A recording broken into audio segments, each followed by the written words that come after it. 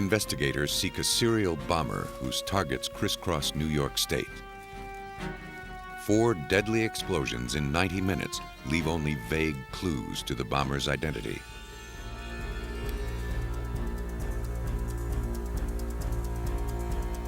Detectives in Florida rush to the scene of a massive explosion at a lavish estate. Somewhere in the twisted wreckage lie clues that will lead them to the killer.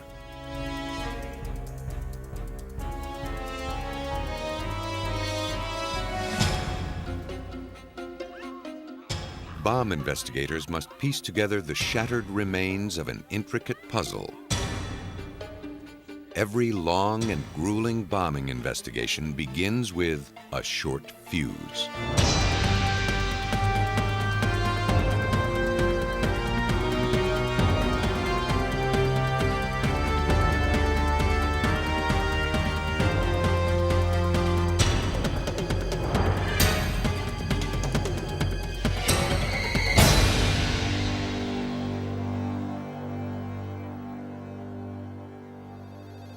Eleanor Fowler of West Valley, New York, had no idea the phone call she received a few days after Christmas in 1993 would be a prelude to death. A delivery service asked for directions to her house so they could deliver a package.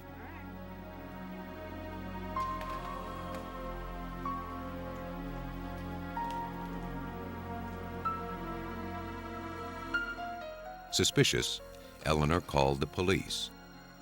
They told her anonymous packages aren't a crime, and there was nothing they could do. Eleanor accepted the box with reluctance.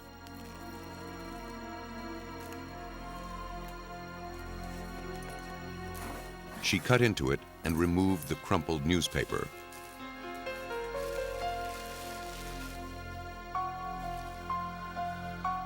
Inside, she found a toolbox. Whoever sent it didn't include a note.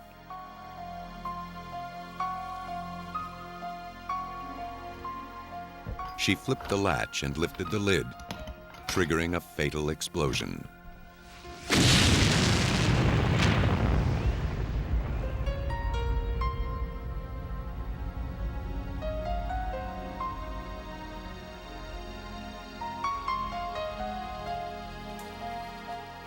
Eleanor Fowler was the first victim in what was to become a statewide serial bombing. 5 more bombs, concealed inside identical toolboxes, were delivered throughout northern and western New York within 90 minutes. 4 of the bombs exploded, killing 5 and injuring 2. Investigators from 3 New York offices of the Bureau of Alcohol, Tobacco, and Firearms, along with their national response team, followed the trail of explosions to each bomb site. The ATF is the federal agency assigned to investigate bombings.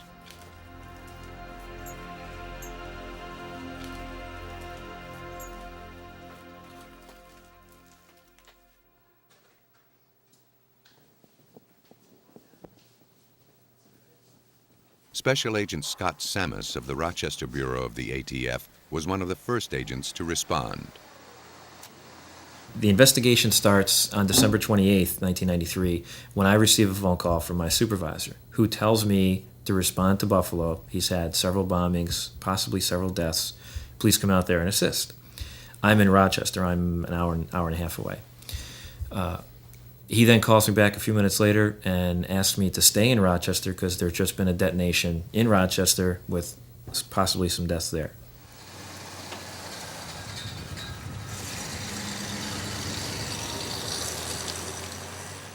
The 4 simultaneous bombings would stretch the limits of the ATF and other law enforcement agencies. At each scene, investigators' first task was to find every piece of evidence, no matter how small, no matter how inconsequential it looked. It was too soon to tell what might point them to the person who sent the deadly packages. Much of the evidence consisted of small fragments coated with explosive residue.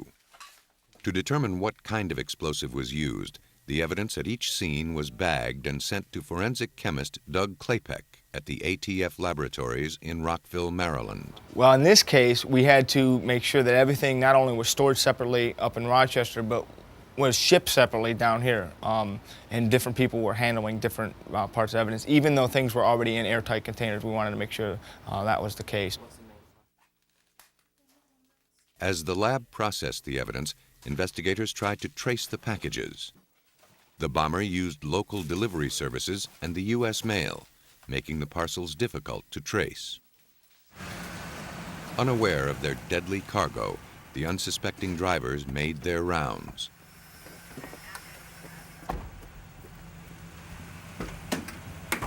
The packages, weighing about 16 pounds, looked harmless enough. How could the delivery people know they were laden with death? Not all the bombs reached their targets. When one driver tried to deliver a package to Corrections Officer Scott Kemp at the New York State Penitentiary, he learned Kemp wasn't working. The penitentiary couldn't accept the package. Aggravated at the delay it would cause him to redeliver it another time, he threw the box into the back of his van. Through sheer luck, the bomb didn't detonate. This bomb and another that malfunctioned were disarmed by the Erie County Sheriff's Bomb Squad. They provided investigators with an important break in the case. They now could look at how the bombs were built. Inside this device, after is tripped by opening it up, this would trip the device. Not doing the latch, but opening it up like this would trip the device, like that. That would cause the detonator to explode inside here and hit this about 4 pounds of dynamite. Also included inside of this device was about 11.5 pounds of shrapnel. And these shrapnel pieces were of 28 different varieties. Propelled by the dynamite, each piece of shrapnel travels 10 times faster than a bullet. Moving at 14 to 15,000 feet per second, the shards can tear through solid concrete. Explosives are grouped in two categories: high explosives and low explosives. High explosives like dynamite and C4 are the most powerful.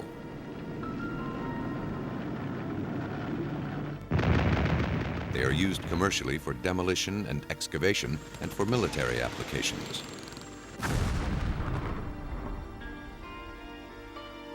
Very stable to work with, high explosives require a great amount of force, a detonator, to set them off.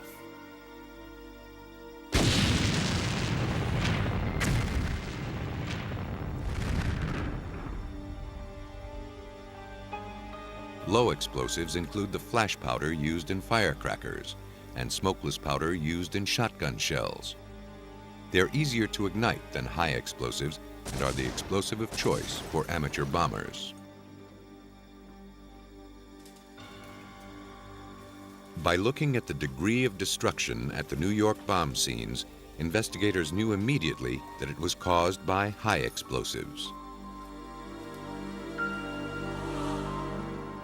James Crippen, a 9-year veteran with the Colorado Bureau of Investigation, trains law enforcement agencies to conduct bomb investigations at the scene and in the lab. He's seen his share of the havoc wrought by high explosives. Certainly a pound of C4 is going to do a whole lot more damage than a pound of black powder. You know, a pound of black powder, you know, make a pretty good bomb, but you know, a pound of C4 will, you know, can devastate a building.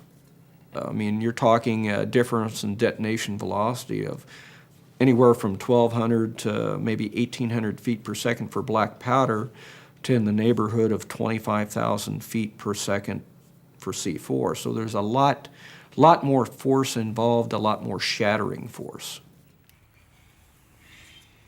But sometimes people can survive a bomb blast, even from a high explosive. Roosevelt Town resident William Lazore was a target of the New York serial bomber, but his suspicion saved his life. When Lazore picked up his package from the post office, the clerk joked that it might be a bomb.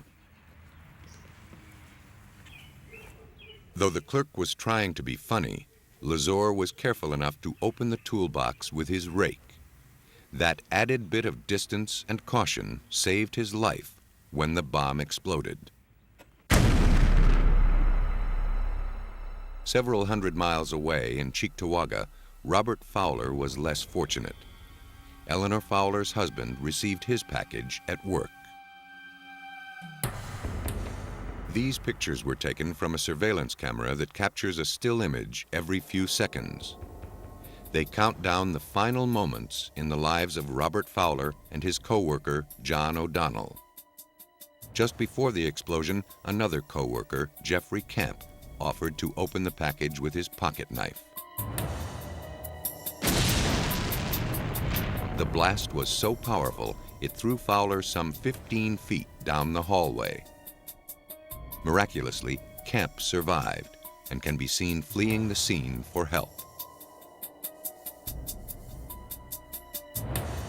6 bombs, 4 explosions, 4 counties in New York State. Each unexploded bomb was nearly identical, packaged in a toolbox and mailed from Buffalo. The bombing shared another element. All the intended victims were related. All the family members are interviewed. There were other family members who were not targeted, who were found and interviewed, and who survived. And everyone was asked, who do you think might have done this? And everybody said, well, Mike Stevens, maybe he did it. 56-year-old Mike Stevens had a girlfriend named Brenda Shavir. Everyone targeted in the bombing was related to Brenda. The connection might have been a coincidence, except for one more revealing detail. 3 months earlier, the Monroe County Sheriff's bomb squad told Sammis that a restaurant manager near Rochester found more than 100 sticks of dynamite near a dumpster. The code numbers on the dynamite matched the dynamite in the unexploded bombs. Investigators traced the numbers to the Kentucky Powder Company. The firm, housed in a quarry, sold blasting supplies. Employees gave Sammis a description of a man who had purchased 55 pounds of dynamite and 50 blasting caps 4 months earlier.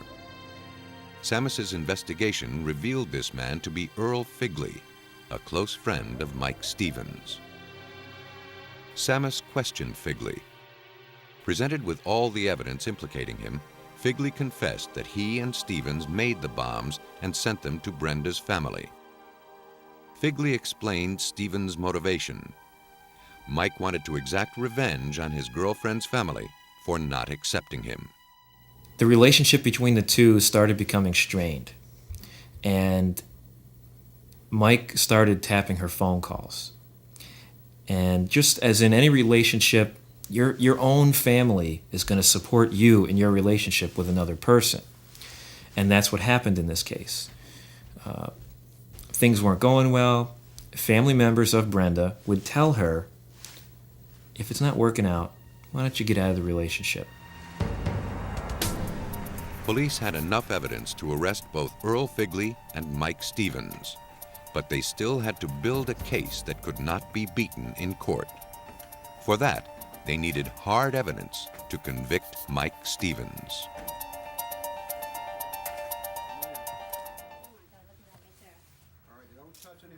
In New York in 1994, detectives continued to follow every lead as they built their case against a serial bomber. While Mike Stevens and Earl Figley were in jail, the ATF National Response Team searched Figley's hotel room. They found boxes identical to the ones used to send the bombs.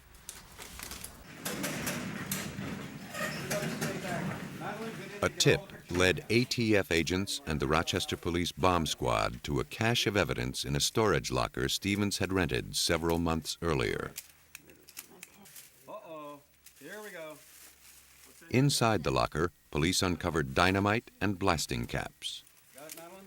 The explosives provided the ATF and other agencies with the ammunition they needed in their case against Stevens. But the incriminating evidence didn't stop with the explosives. The disguise that Earl Figley wore. They also recovered disguises Figley wore when he purchased equipment and mailed the bombs: a wig, beard, and theatrical makeup. And a beard and a mustache. They also found the books Stevens and Figley studied to learn how to construct the deadly weapons. The fact that these books exist represents the risk we take living in a free society, according to bomb expert James Crippen. The information has always been around on how to build devices. That's one of the things that we live with in the United States, because we have a very rigid view of freedom of information, no matter how much trouble it's going to cause us down the road. And I certainly agree with that point of view that, you know, you don't want to restrict information. You just hope that people will use it responsibly. Besides the explosives and books found in storage, investigators also found tools in Stevens' home. And like most everything else used in a crime, tools can be traced.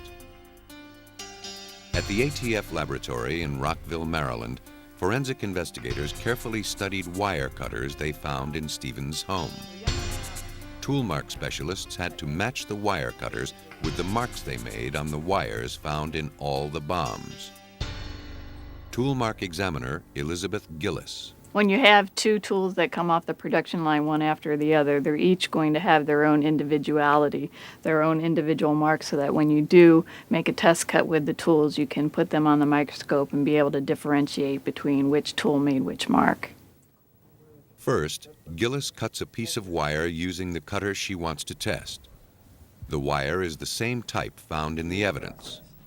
Investigators must make dozens of cuts with the tool in order to study the angle, contact area, and other attributes of the cut. Only then can they match a wire with the tool that cut it. She places the test cut under a microscope, orienting it to the appropriate angle so that she can compare the test cut with the wire found in evidence. She then superimposes the two images to see if the two cut patterns match.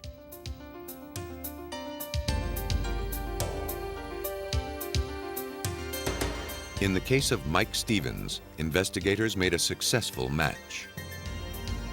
The wires used in all the bombs had been cut by the wire cutters found in the basement of Stevens' house.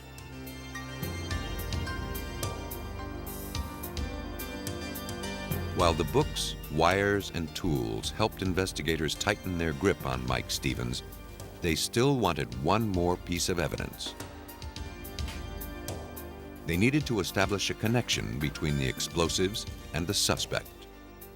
People think that when a bomb goes off and blows up, that everything goes away. There's nothing further from the truth. When you have an explosion, all the explosive material is converted into a gaseous state that actually is consumed in the explosion.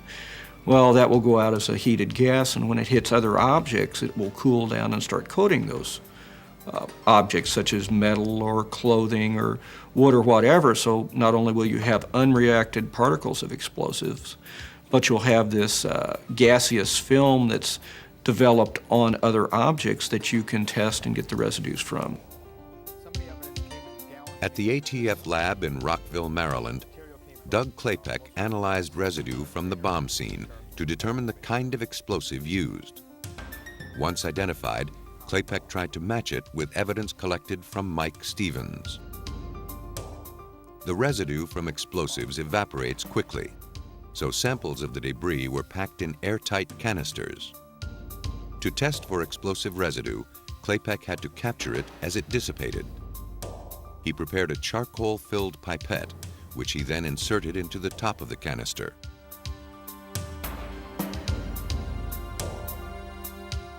The apparatus was then attached to a vacuum. As the canister was gently heated, air was drawn out through the pipette.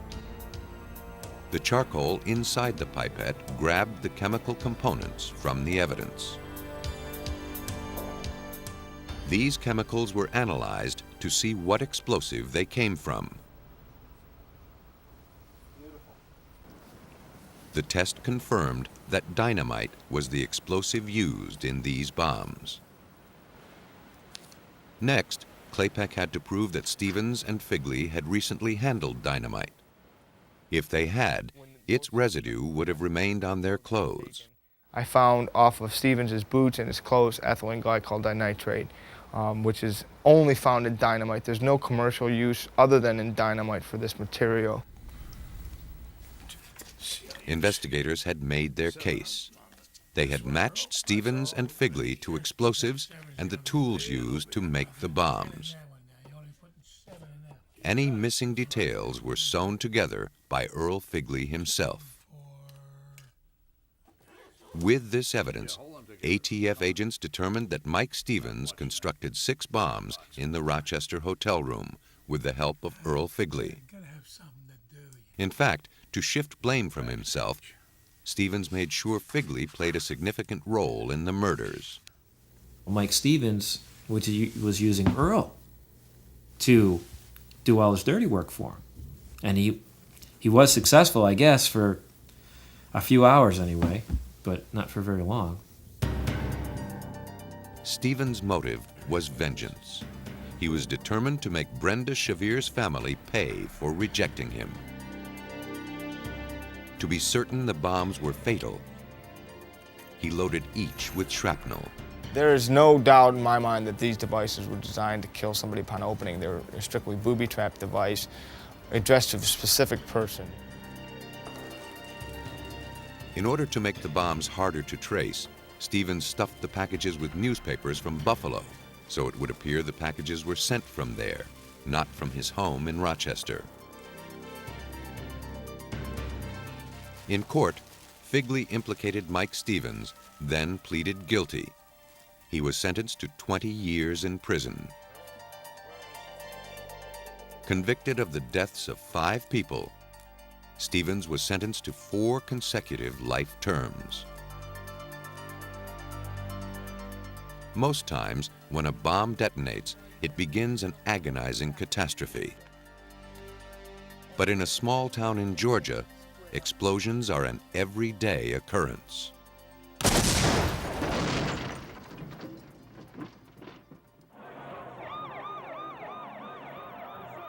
Worldwide, the number of bombings is increasing every year. An alcohol, tobacco, and firearms study revealed that from 1990 to 1994, the number of reported bombings nearly doubled in the United States alone. Pete Maston, head of ATF training, has investigated explosions for more than 30 years. Well, the typical bomber is perhaps the ultimate coward. The typical bomber doesn't face, nor do they want to face their opponent. They would much prefer to use whatever subterfuge and cover they can. To make sure these criminals are brought to justice, the ATF brings young investigators and students to this testing ground in Brunswick, Georgia, to teach them how to catch a bomber. Here, the ATF trains evidence technicians, fire investigators, schematic artists, and explosives technicians. At the academy, each skill is refined by repetition. On this day, ATF bomb scene instructors will test their students' knowledge by detonating 3 car bombs, simulating real crime scenes. The men building and packaging these explosives are highly trained experts. Their job is as delicate as it is dangerous.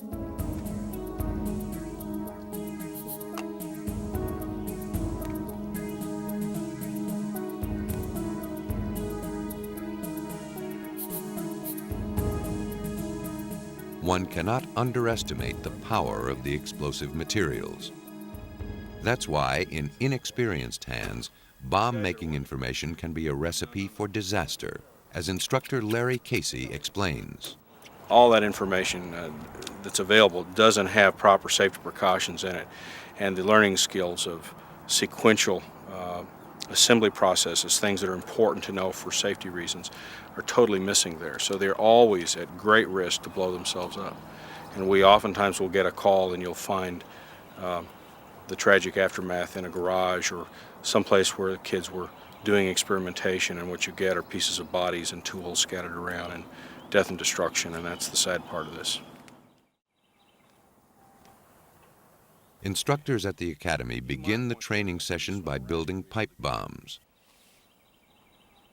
These bombs are not mock-ups, they are real. The explosive powder must be filled with great care. Just a few grains stuck in the pipe thread could trigger a blast.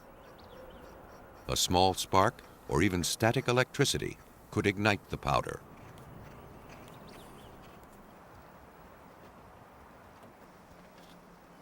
For the test, the bomb is placed so the end caps shoot into the engine compartment and the back seat, making the work of finding them more of a challenge for the students.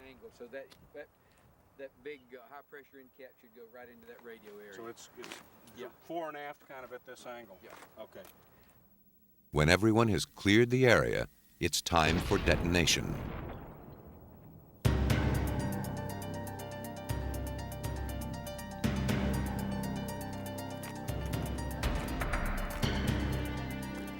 After the explosion, ATF investigators inspect the wreckage.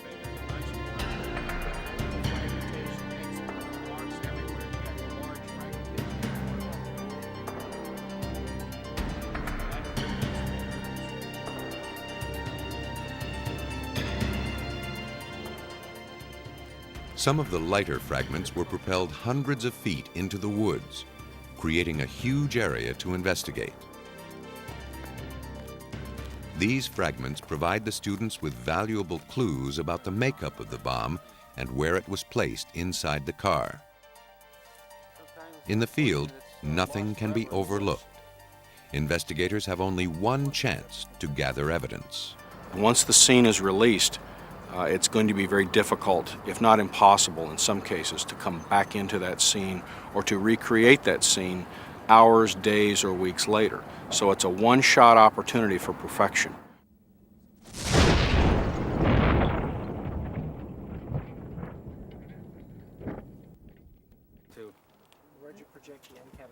It quickly becomes evident how destructive these small pipe bombs can be.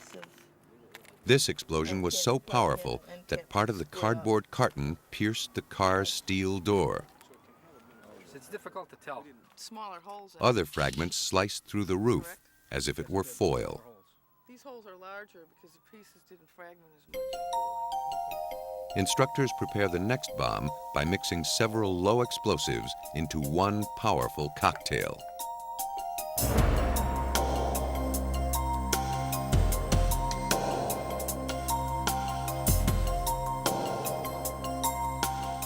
The work is nerve-wracking. The powder must be tamped into the pipe and the detonator delicately taped to the loaded bomb.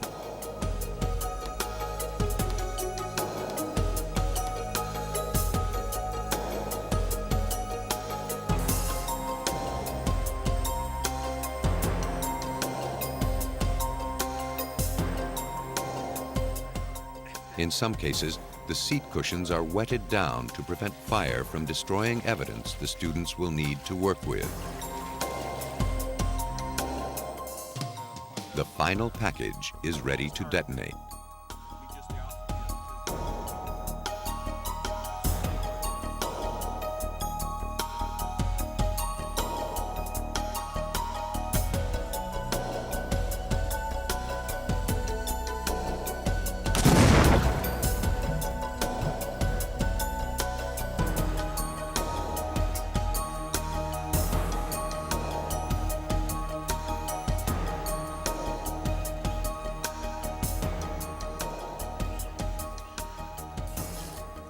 After the explosions, the students divide into teams.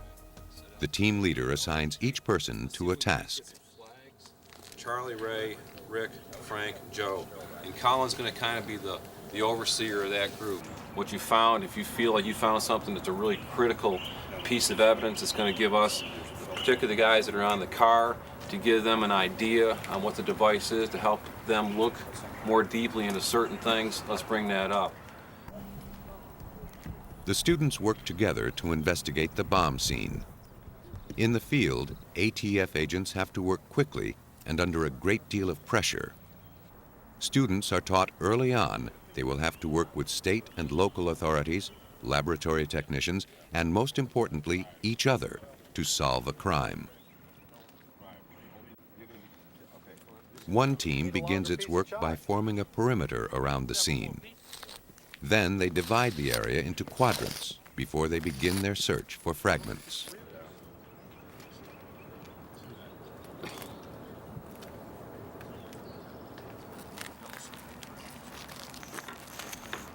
Hey, Jim? Just let him. Colin! Here's your, this looks like the piece of the end cap, right? The students walk along the tarmac, advancing as a team so they don't miss any shard of evidence. Each piece is then identified with a chalk circle or a small orange cone and assigned a number. In an explosive scene like this, evidence numbers can reach into the thousands.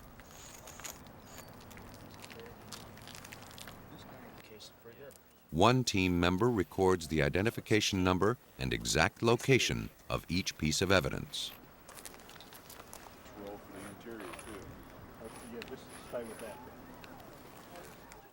Distances between the fragments are measured to plot their location.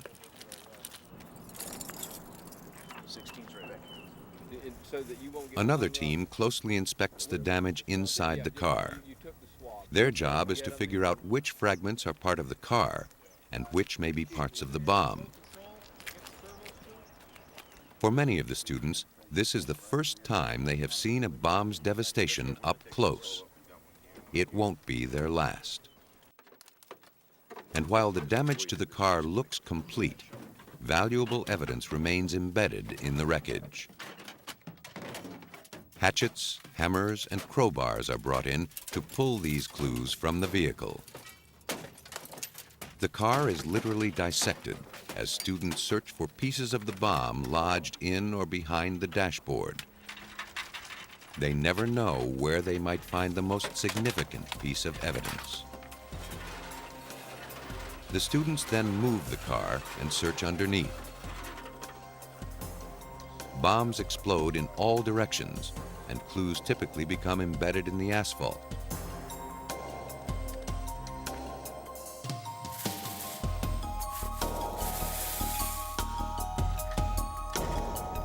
Inspectors then sweep up what remains of the scene.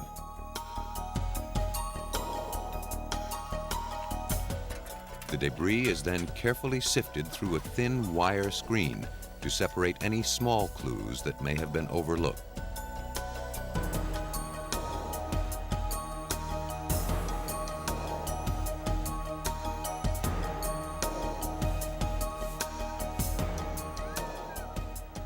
Instructors intensify the pressure and pump up the realism by adding a chaotic element to the bomb scene.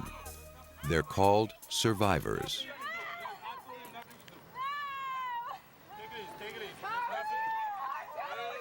Role players portray panicked victims and family members whose loved ones have been killed or injured in the blast. The scenarios are built on actual occurrences. The students must learn to be firm but compassionate in the emotionally charged atmosphere.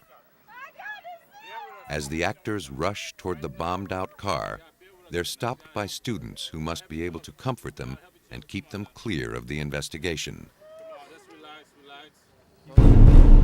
Once the scene is cleared, it is photographed and videotaped. Fragments are then collected and sent to a lab. These thorough investigation methods must be learned if the students ever hope to catch a bomber. You've got to be able to prove your investigation in a court of law. And most of the time, that takes forensic evidence that puts the bomb in the hands of the bomber. In the classroom, they get an anatomy lesson. learning the vital parts of a bomb. Tape, pipe, detonator, and wires are all carefully examined as the students begin to piece together the evidence gathered outside at the bombing scene.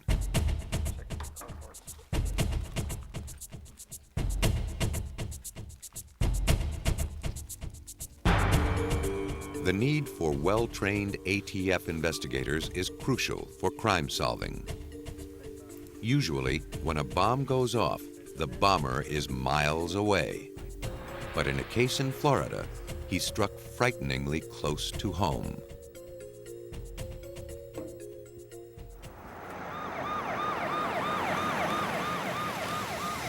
On July 9, 1985, two deafening explosions, seconds apart, rocked a quiet suburban neighborhood in Naples, Florida.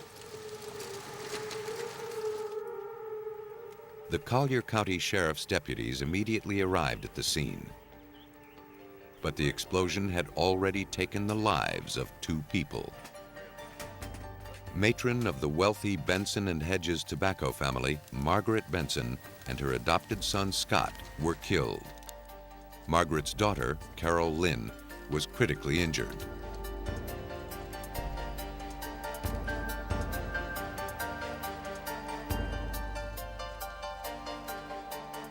The sheriff's office knew this type of devastation was no accident.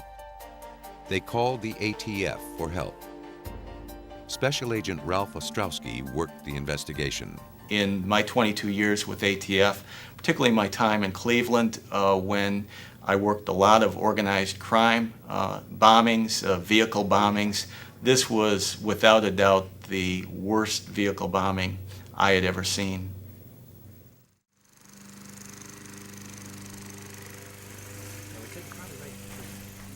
Ostrowski and his team immediately set out to discover what caused the destruction.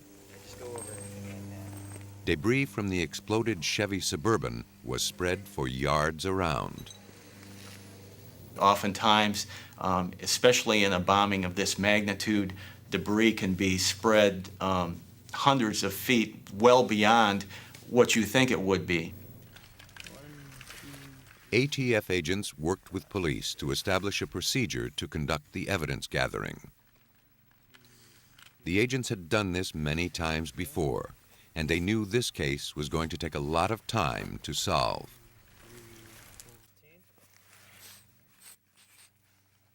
So by the second or third day, needless to say, the scene got to be very, very tedious to work. The agents were forced to wear masks because of the stench, and they did an excellent job in recovering as much of the evidence as they did recover. Every fragment was marked. Chalk outlined where pieces of debris landed after the explosion.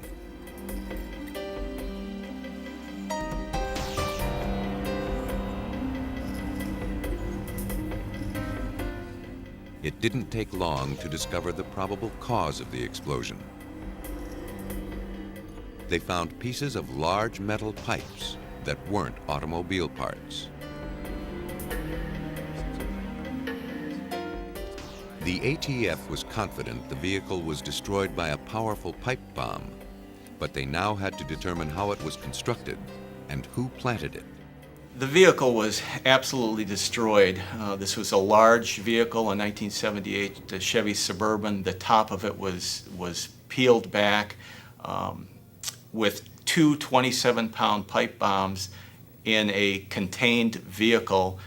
The force of the explosion did a great deal of damage. B6. As the evidence continued to accumulate, agents began questioning witnesses. Like I said, I went ahead and... The first person they spoke with was Stephen Benson, the only family member to escape injury. Escorted them in the car. His mother and his brother had been killed. His sister was fighting for her life in a hospital, yet police reported that Stephen Benson's demeanor was perfectly calm, even upbeat. This raised the suspicions of Collier County Captain Tom Storer. My suspicions were aroused immediately that something is not right in what was going on. It just wasn't consistent with a catastrophic event that had just occurred. Within 24 hours of the explosion, Stephen Benson stopped talking directly with police. All questions filtered through his attorney. Though suspicious about Stephen Benson, investigators had to be careful not to jump to conclusions. So far, they had no solid evidence for or against Benson's involvement. It was too early in the game to launch accusations, and they had no time to waste following a false trail. Okay, we'll be in touch with you. Okay, thank you. We follow the evidence wherever that evidence is going to take us. If we focus on one subject and use all of our resources on that one subject and we happen to be wrong, then we've wasted very valuable time early on in the investigation when it's probably one of the most critical periods. Back at the sheriff's office, investigators began to study all the evidence from the scene, including pieces of electronic circuitry and batteries, elements of a trigger device. They knew that whoever planted the bomb had some expertise in assembling electronics. Ralph Ostrowski and Jack Gant began to study a schematic artist's map of the explosion, giving them a clear look at the epicenter and direction of the blast. The purpose of these sketches that we're looking at here today is to assist the investigator when he testifies in court. He'll be asked by the defense where each piece of these articles were picked up, and he must be able to testify that he picked these articles up in a location around the car. He must be able to provide testimony of what this article is. He must be able to tell the date and time he got it and identify it later that this is the item that he picked up the particular day of the crime. Without that testimony, this evidence cannot be used in court.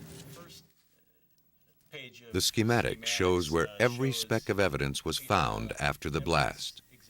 Their small size and great distance from the car are testament to the tremendous power of the explosion as it tore through the vehicle. Once the maps were drawn and the evidence was collected, the investigation moved north. Fragments gathered at the scene were taken to the ATF laboratory in Atlanta, Georgia. Here, investigators would try to make sense of the twisted wreckage of the vehicle. Forensic chemist Walter Mitchell, a 26-year veteran of the ATF, started with a visual inspection of the fragments.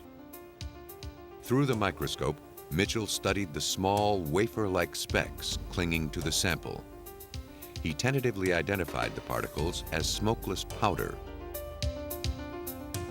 To confirm he was dealing with smokeless powder, Mitchell had to test it chemically using a process called thin layer chromatography.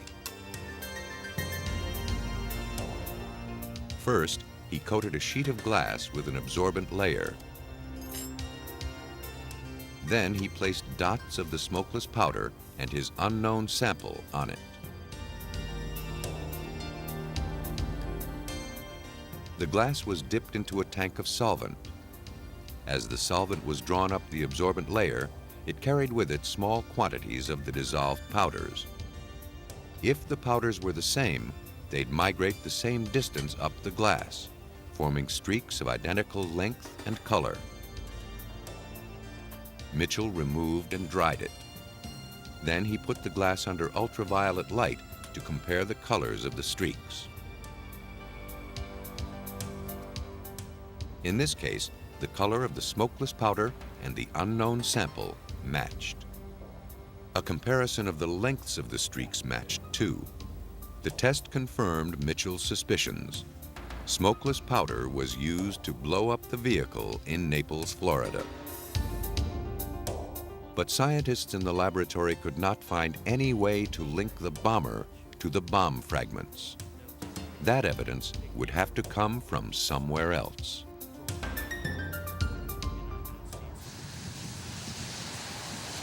In Naples, Florida, forensic investigators began to track down the origin of the metal pipe they believed housed the bombs that killed the Bensons. Pipe manufacturers stamp a maker's mark on their products. Fortunately, enough of the logo survived the blast to be identified. Agents traced the pipes to the only company in town that sold that brand. A store employee told investigators that a few days earlier he had sold the pipes to a man wearing a baseball cap and sunglasses. The buyer said he worked for the Delray Construction Company. Investigators later found out that no such company existed.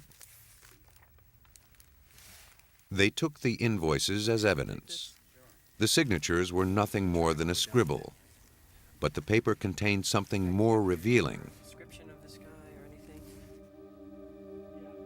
The invoices bore the impressions of a palm print. Could they be the link to the suspect, Stephen Benson? Authorities obtained Benson's own palm prints for comparison. They hoped to find enough points of identification between the two to make a match. In this case, these palm prints that did come up on these forms are in excellent condition, and the points of identification probably reach near 60 to 75 points of ID. There's no question in anybody's mind that these palm prints are those of Stephen Benson. We have an item we'd like to show you that we... A background check on Stephen Benson uncovered his fascination with explosives.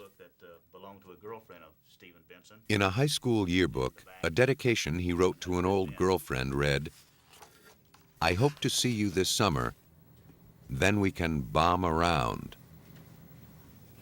We had developed information that he started experimenting with explosives back many years ago in Pennsylvania. We had talked to witnesses that saw him with firecracker, M80, M100 type of devices, using copper tubing, using remote control to set off some of these firecrackers.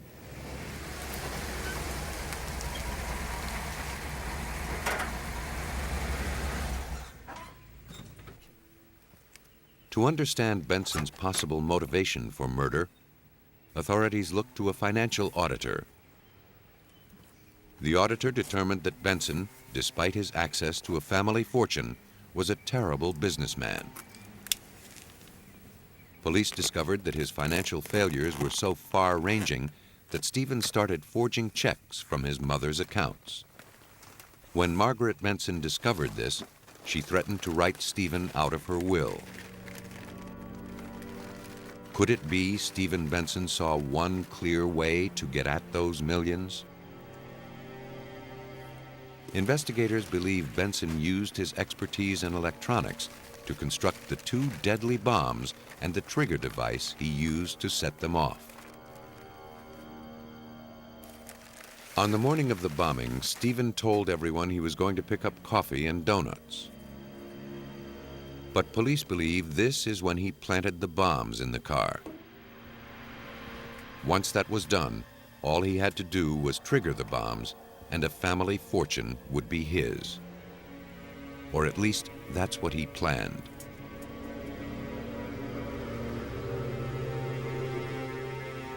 After Stephen placed the bombs under the car, he drove back home. He was gone approximately 45 minutes.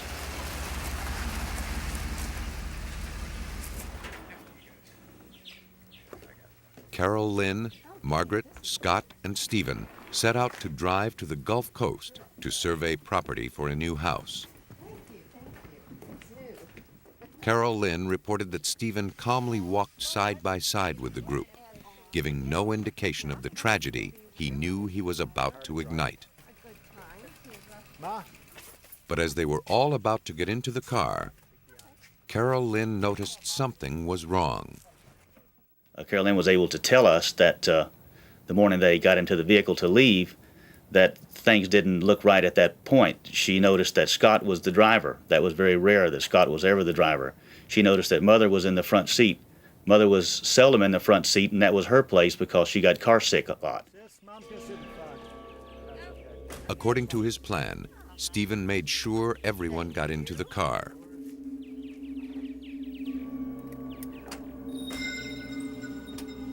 Just before they were about to leave, Stephen excused himself to pick up something he'd forgotten.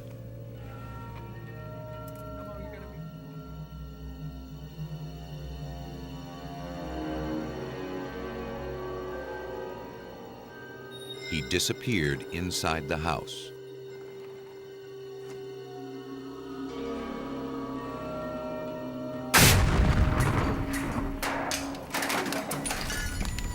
The investigation into the bombings uncovered the evidence needed to arrest and convict Stephen Benson. He was sentenced to life in prison. Bombs are built from common materials by people with an uncommon thirst for vengeance.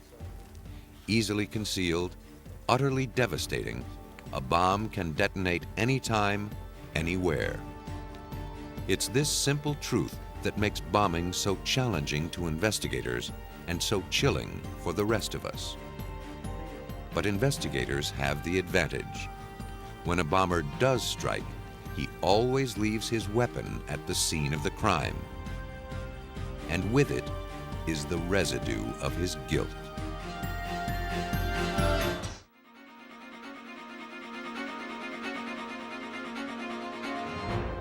Investigators race to stop a serial bomber who sends his deadly parcels by mail.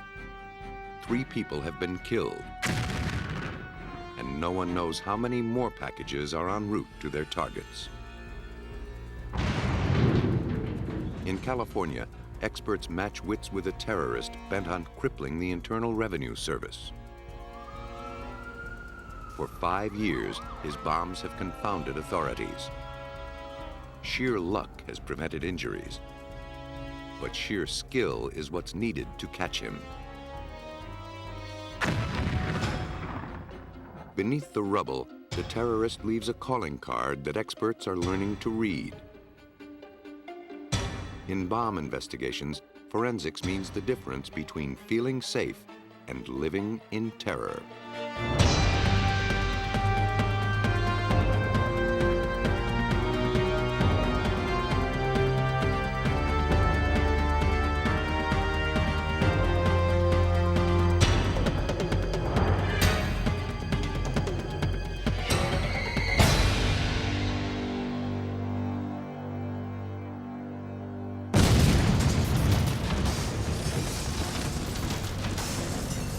Fear is the terrorist's greatest ally. To achieve his ends, he doesn't care who dies.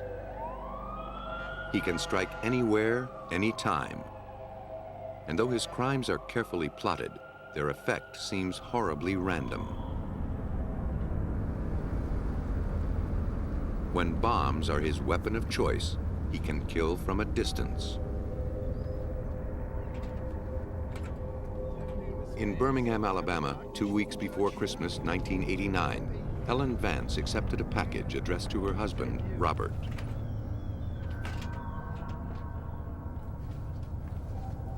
Federal Judge Robert Vance came in from his yard work to find the package on the table where his wife was wrapping gifts. Believing it contained magazines he'd been waiting for, he cut the string and opened the box.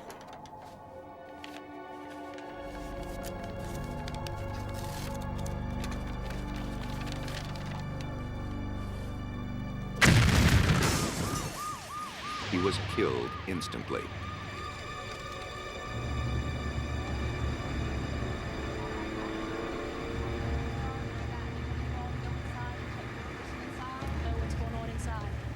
When paramedics arrived on the scene, they tried to help Helen Vance, who was standing nearby when the bomb exploded. She was temporarily deafened from the blast and in shock, unable to speak.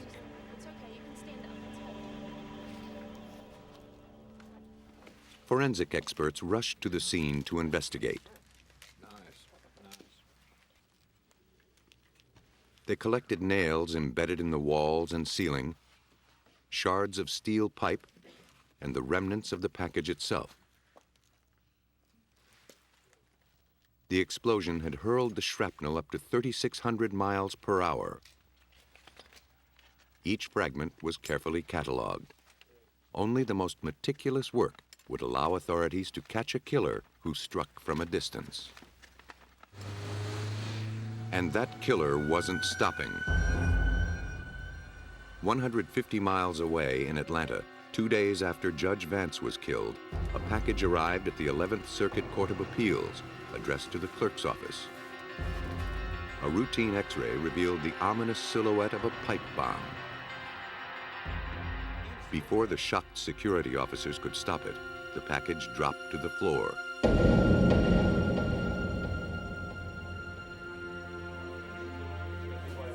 The officers immediately evacuated the building and called bomb technicians.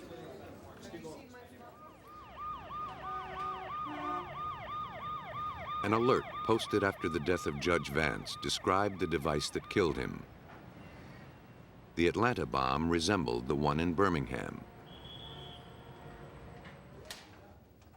Though Vance's bomb was rigged to explode when the package was opened, the bomb techs had to assume this one could blow at any moment. The drop from the conveyor belt and routine handling in the post office could have rendered it unstable. Their Kevlar suits, 3 inches thick and weighing 80 pounds, provide safety only at a distance. If the tech is close to the detonation, the pressure from the blast would crush him. The first step was to photograph and X-ray the bomb to study its components. The X-rays revealed no timing device, so the techs breathed a little easier. There was no reason to rush. Unless a bomb is rigged to a timer or strapped to a victim, bomb removal typically takes hours. Every step was planned, every motion rehearsed. As each maneuver was carefully completed, the bomb techs paused to ventilate their smothering suits and modify their strategy.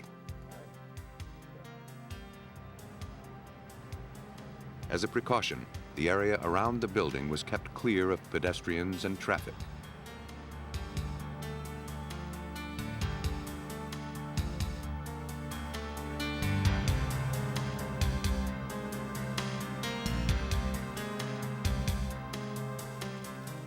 Throughout the delicate operation, their hands remained uncovered to assure they kept a secure grip.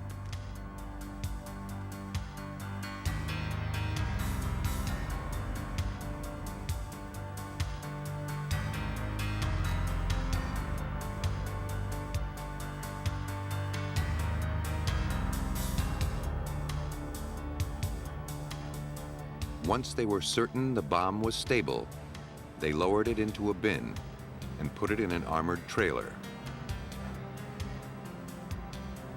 Police cars and motorcycles cleared a safe area around the vehicle. The convoy took the least populated route to the bomb range at the city landfill. The package was rendered safe, but this second bomb in 2 days had enormous impact. It suggested a serial bomber. Alcohol, tobacco, and firearms Special Agent Brian Hoback was assigned to the case. You got to remember who the targets were.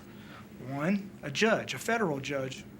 2, people at the 11th Circuit Court of Appeals who had nothing to do with the judicial system other than administrative matters. But the bomber wasn't through.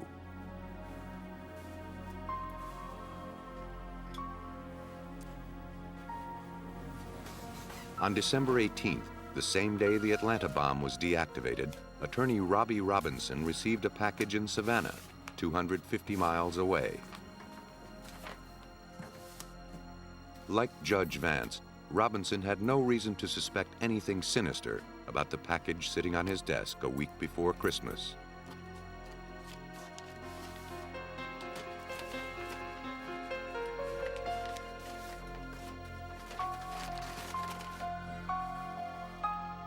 In an instant, he became the killer's second victim.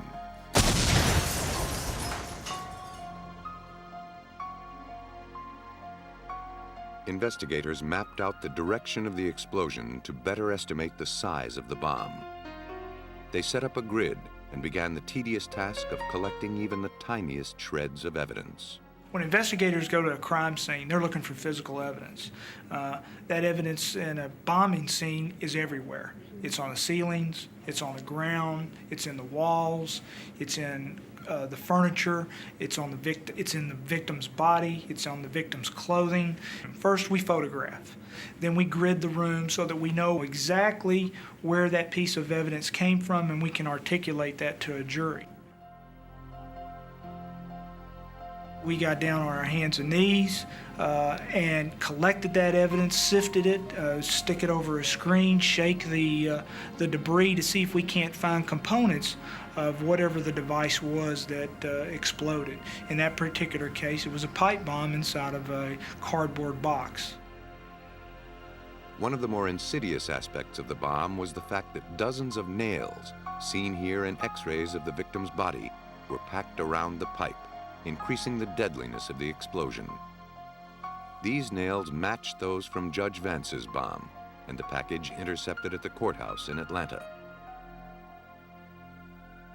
The wrapping, found almost intact in Robinson's trash can, was also comparable to the other bombs. With 3 bombs in 2 days, time was precious. Agent Hoback and his multi-agency team struggled to find a link between the 3 targets. Why would someone single out this particular lawyer, judge, and court building? The bombing seemed like random strikes against the legal system.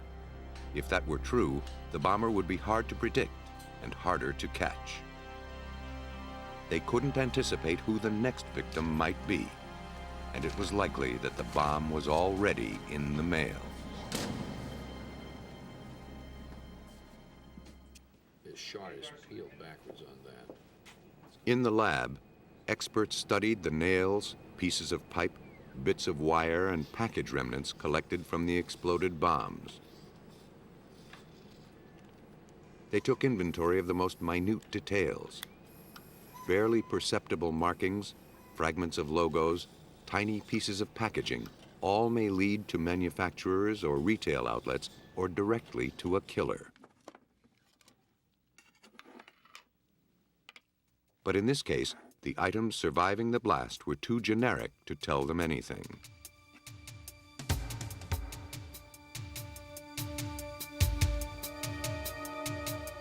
The bomber continued with his deadly plan. Fortunately, Jacksonville, Florida NAACP President Willie Dennis was too busy to open her mail on December 18th.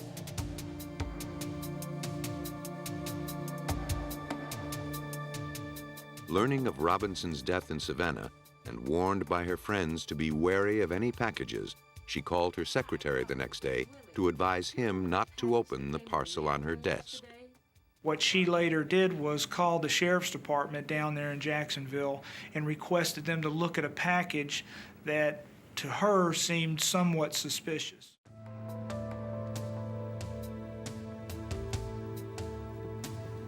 The technicians noted it was identical to packages used in the previous bombings.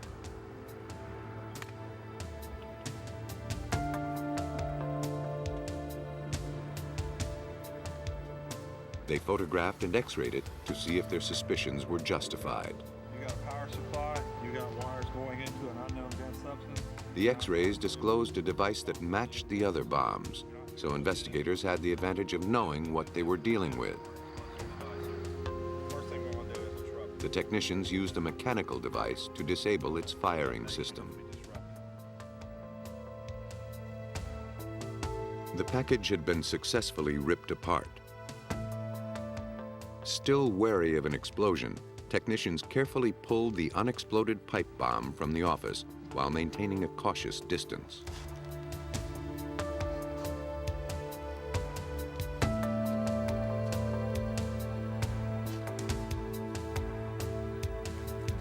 It was brought to a bomb range, studied, rendered safe, and carefully dismantled.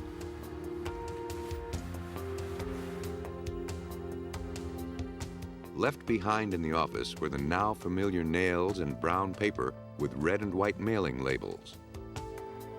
Like most mail bombers, this one affixed more than enough postage to to assure his package was delivered. This parcel also contained something surprising, a roll of hate mail. It included a copy of a threatening letter sent to a Jacksonville television station. The postmark linked it to an Atlanta post office. So now the agents knew the bomb was probably sent from Georgia. The physical evidence was building. These strongly worded letters put right-wing fringe groups high on the list of suspects. The ATF assembled a task force to outsmart the bomber. Terry Pelfrey, a bomb technician with the Georgia Bureau of Investigation, was called into the group's monthly lunch meeting. My role in the investigation was to first look at right-wing groups that were located in Georgia. These included the Ku Klux Klan, the Aryan Nation members, Christian Identity Church movement members, and skinheads. We had informants in each of these groups. Some of the informants ranked as high as Grand Dragons in these groups, which were the leaders of the Ku Klux Klan. There was no talk within the right-wing movement groups that would give us any indication of bomb suspects in these groups. At the December 19th meeting, an ATF agent outlined the similarities among the recent bombing incidents. After considerable effort, did you see anything you recognize? He passed around pictures of the bomb recovered at the courthouse and described what he knew of its construction. The device consists of a pipe bomb with flat welded end plates. The description struck a spark of recognition for ATF bomb expert Lloyd Irwin. The bombs resembled one he saw in 1972. Though he had inspected more than 3,000 bombs in his career, he had a feeling this was the work of the same bomber. The minute I looked at it, I saw some characteristics of this bomb that reminded me of the 1972 bomb. That being that it had square end plates held with a bolt through the center. I only had one bolt, but still it was the same technique. How about drawing me a picture? He hadn't seen another like it in more than 15 years. From memory, Irwin sketched the 1972 bomb.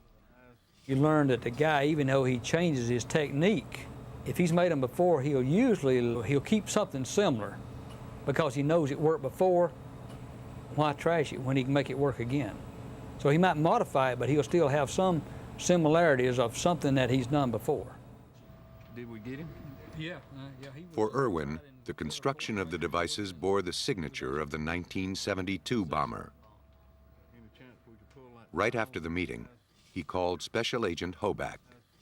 So Lloyd Irwin called me back at the office to advise me that he had seen only one other device like this in all the years that he had been involved in these types of investigations, and he gave me the name of the man who had been convicted of possessing that device in 1972. That man's name was Walter Leroy Moody. Roy Moody had been convicted of building a bomb he intended to send to the man who had repossessed his car. The bomb's real victim, however, was Moody's wife Hazel, who inadvertently opened the package, injuring her hand and eye and severely burning her face. Roy Moody went to prison, and Hazel was granted a divorce. The ATF began taking a closer look at Roy Moody. We eliminate suspects by different things. Motive might be one way to eliminate them, whether their presence was actually in the area. There's a number of ways to eliminate suspects. However, what we were doing with other suspects by eliminating them, we could not do with Walter Leroy Moody. At this point, most of the evidence linking Moody to the bombings was circumstantial. The investigators now had to positively link the components of the bombs to the suspected bomber. For that, they relied on the ATF Forensics Lab in Atlanta. By analyzing the chemical composition of the detonators and primers, experts determined who manufactured them. Fortunately, the company had very limited distribution in the Southeast. The manufacturer provided a list of the stores that sold their product. Meanwhile, the ATF noted further similarities between Moody's 1972 bomb and the recent ones. All used cardboard boxes, metal pipes with square end caps and a rod, flashlight batteries, and flashlight bulbs. So investigators would have more first-hand information. Specialists recreated and detonated the bombs.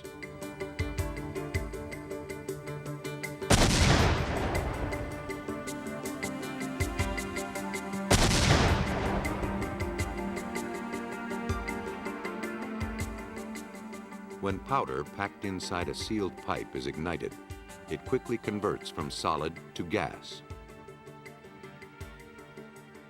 The resulting pressure is enormous. In an instant, the pipe bursts, sending razor-sharp fragments of steel and nails in all directions at deadly speed.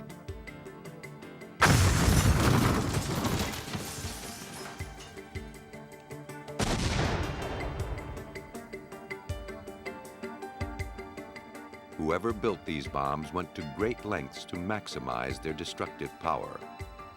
They were made for only one purpose: to kill. A behavioral profile described the killer as a white male, working and living alone or with one other person, disciplined, educated, self-structured, meticulous, and cowardly. He believed his current job was beneath him. Presented with that profile, Terry Pelfrey recognized the precise description of the man he had been investigating, Roy Moody. Bill Hagmeyer with the FBI did the psychological profiling. He did not know Walter Leroy Moody at all. And so I sat during the meetings with Mr. Hagmeyer. He read the psychological profile that he had written up, and he wrote Mr. Moody's life story in that profile. It was really rather scary. The weight of the combined evidence was enough to obtain a search warrant. On February 8th, investigators searched Moody's house. They uncovered law books and transcripts of Moody's 1972 bomb trial. As we found in his transcripts during this search warrant, the highlighted areas where we matched forensically the evidence from the explosive site to the evidence that was found within his home and his workshop. All that matched in 1972, so in 1989, Mr. Moody gets smarter. He thinks he gets smarter. But it was the clues detectives failed to find that raised their suspicions further. We knew that Mr. Moody kept his books from school because he had his law books. However, he didn't have his chemistry books. We also did not find the weapons that apparently Mr. Moody owned. We knew he owned some because he had ammunition in the front seat of his pickup truck. So where were those weapons? Following a lead, investigators secured permission to search the basement of a house in Chamblee, Georgia, where Moody rented storage space.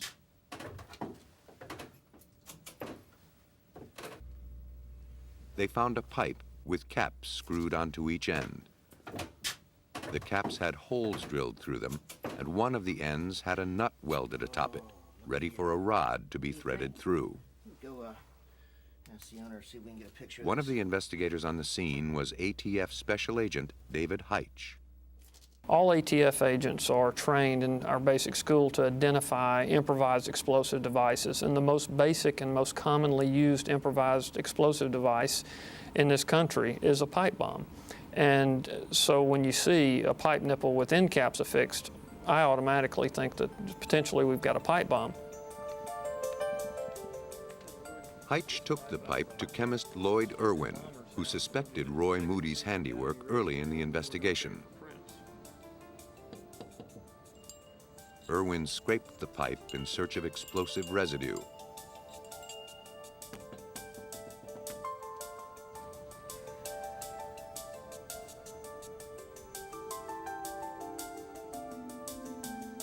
His analysis yielded only rust. The pipe may have been a prototype, but agents had no way to prove it. They just didn't have enough to make their case.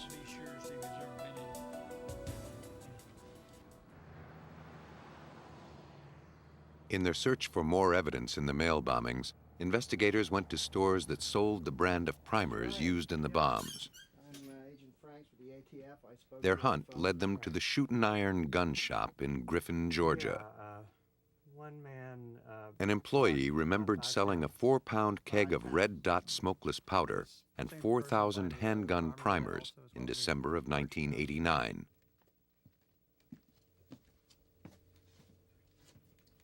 The large purchase stuck in his mind. Red Dot was the powder used in the December bombs, and 3,200 primers were needed to fire them. In a photo lineup, the clerk chose Roy Moody as the customer. Investigators felt they had their man. On July 10, 1990, Roy Moody was arrested and held without bail. Police also brought into custody his wife, Susan, as a possible accomplice. She was permitted a bond. Susan Moody was allowed to plead guilty to a lesser charge of conspiracy in exchange for her complete cooperation. She told investigators how she had been a servant to Roy almost since the day they met in 1981.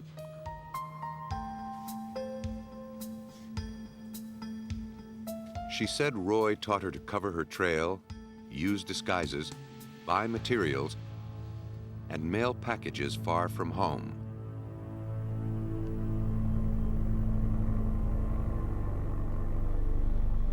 She also offered the name of Roy's former cellmate.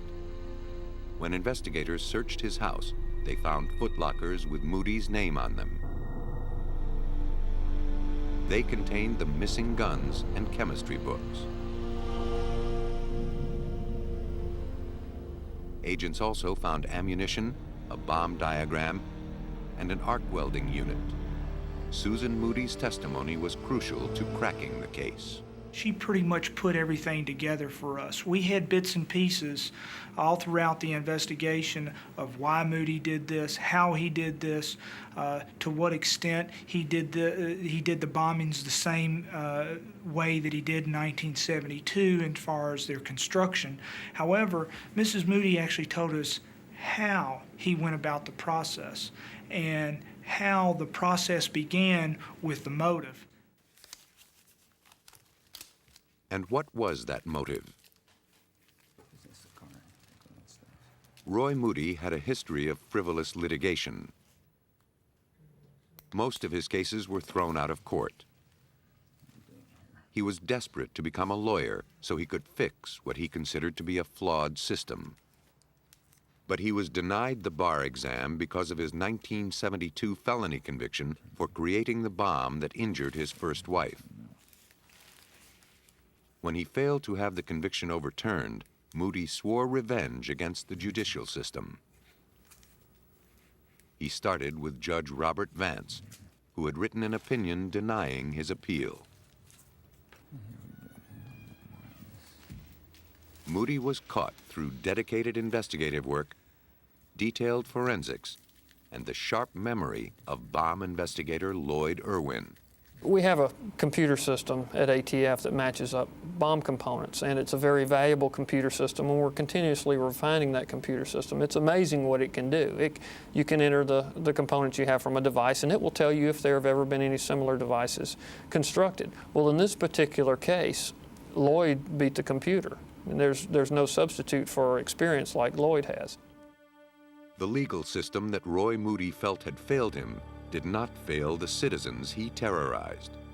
In June 1991, the jury sentenced him to 7 life terms plus 400 years, later changed to the death penalty. Moody's twisted agenda relied on the U.S. mail to deliver his bombs to specific people. But other terrorists are not so particular about who they murder. The Oklahoma City bombing was thought to be a strike against government. In the process of destroying the building, 168 citizens were killed. When a terrorist targets the government, there's no predicting how or when he'll attack.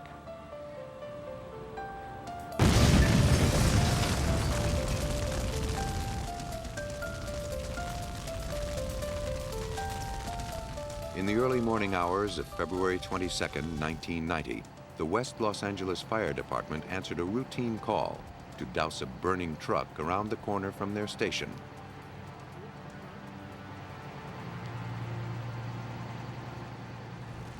But this was no standard vehicle fire. The truck, parked in front of an office building, contained 5 55-gallon barrels and clusters of pipes in its bed, all tilted toward the building. The pipes were improvised mortars designed to lob pipe bombs. Some had already launched. To keep the barrels from rupturing, firefighters used gentle pressure to cool them and extinguish the fire. Bomb technicians were called in. Members of the Los Angeles Police Department bomb squad rushed to the scene.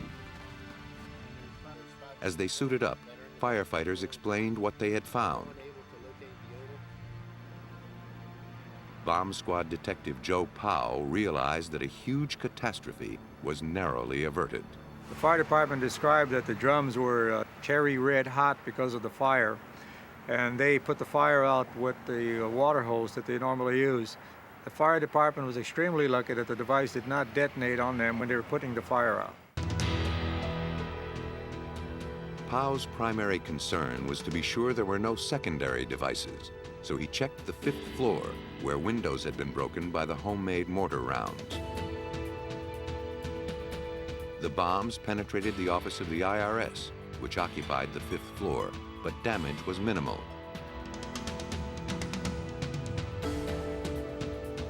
Then he and his partner cautiously approached the truck.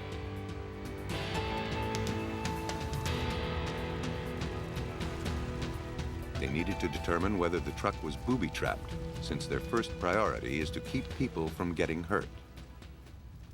Once the area was evacuated, we went up and took individual samples out of each drum, analyzed them at the scene visually, and then sent them back to the lab for a scientific evaluation to see what the chemical structure was. The contents of the barrels were sent to the lab. Using a gas chromatograph, the samples were broken down into their chemical components.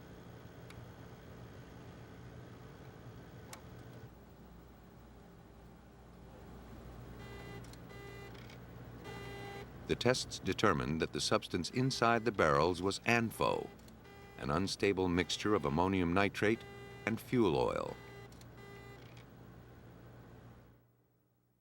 The truck contained more than 200 gallons of ANFO. To understand the destructive potential of that much explosive, the LAPD performed a test explosion in the California desert. They filled a pickup truck with a combination of ANFO and TNT to simulate the conditions at the IRS building.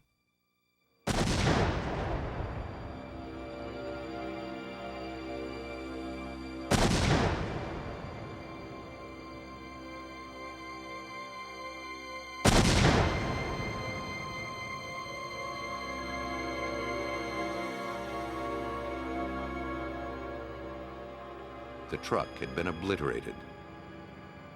Wreckage littered the desert floor.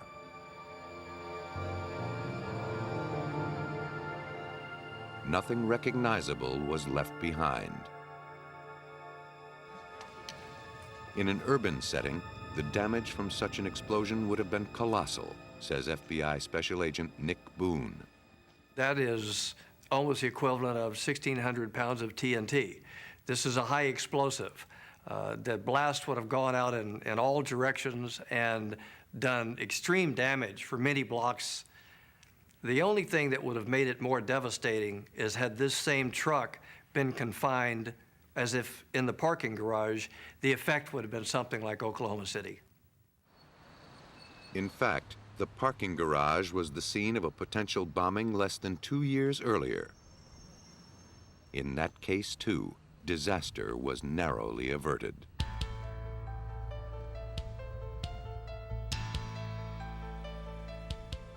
The IRS building had been the target of bombings before. In September 1988, the basement parking garage was the scene of the first incident. Detective Powell and the bomb squad disarmed a 1971 Toyota at this address.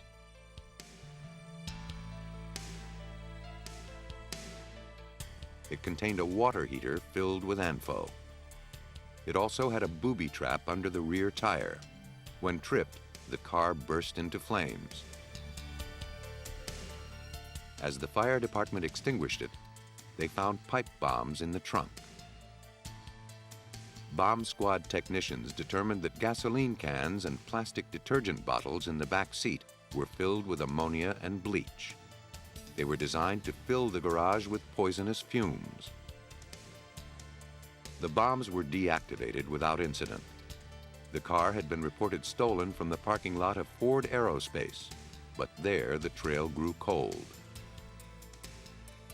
But not for long. 6 months later, a routine line check by the power company uncovered pipe bombs attached to 4 high-voltage power poles behind the same building. The bombs detonated, causing minor damage. The IRS building in West LA wasn't the bomber's only target. The power line bombs resembled one found 8 months earlier, about 50 miles away.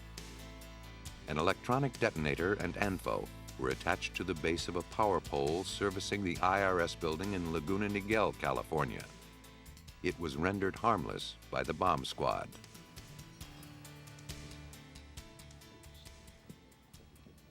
It was clear the bombings were related. These attacks and bombings in other buildings dating back to 1986 led to the formation of a multi-agency task force on terrorism. It found that the circuitry in all the bombs was similar. FBI Special Agent Frank Bakhti was a case agent for the task force. All explosive devices, especially serial bomber explosive devices, have a specific signature or type of construction unique to the bomb maker. And if you could examine a series of unexplained bombings, you can examine the way the bombs are put together and make a fairly educated guess as to whether one person might be responsible based upon the way the bombs are constructed. Besides the design similarities, all the bombings shared a common target, the Internal Revenue Service. We began investigating in several directions. One was to try and find other similar bombings that were committed in this area and to see who was either convicted of those bombings or suspected. We also went in the direction of states' rights, anti-government, anti-IRS groups, because they would logically be the kind of people that might attack the buildings and go after IRS. A potential lead arrived in the mail. In letters sent to the newspaper and to the IRS building, a group calling itself Up the IRS Incorporated claimed responsibility for the truck bombing, as it had the 1988 car bomb attack. Boone considered the letter authentic, as it contained information about the bomb not made public.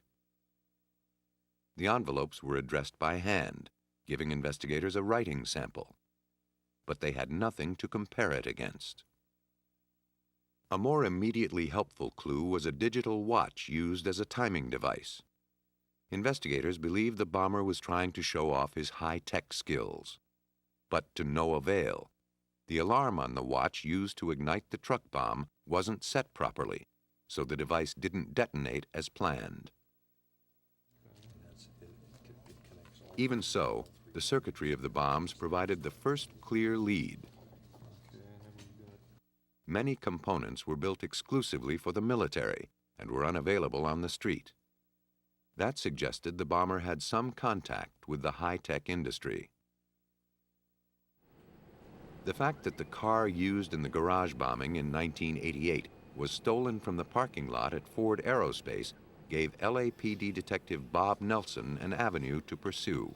We learned later on in the investigation as we went through the components that there were certain identifiable wires and electronic components that were directly attributed to the Ford Aerospace location. However, there was no estimate as to when they were actually utilized. There was no date or any way to tell if it was an old surplus item or something current. Nelson and Boone were certain the bomber was a past or present employee of Ford Aerospace.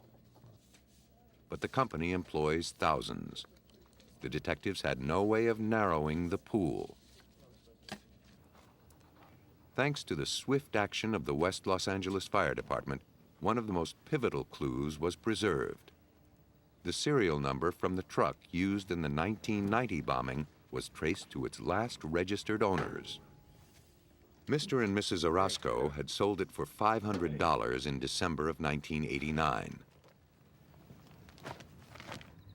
Okay, does it run? According to Mr. Orozco, the buyer hardly spoke, asked few questions, and seemed anxious to leave.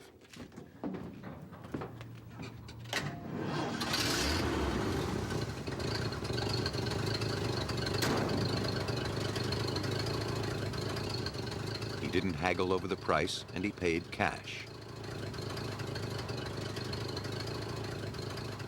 The name he signed on the title form was James T. Harmon.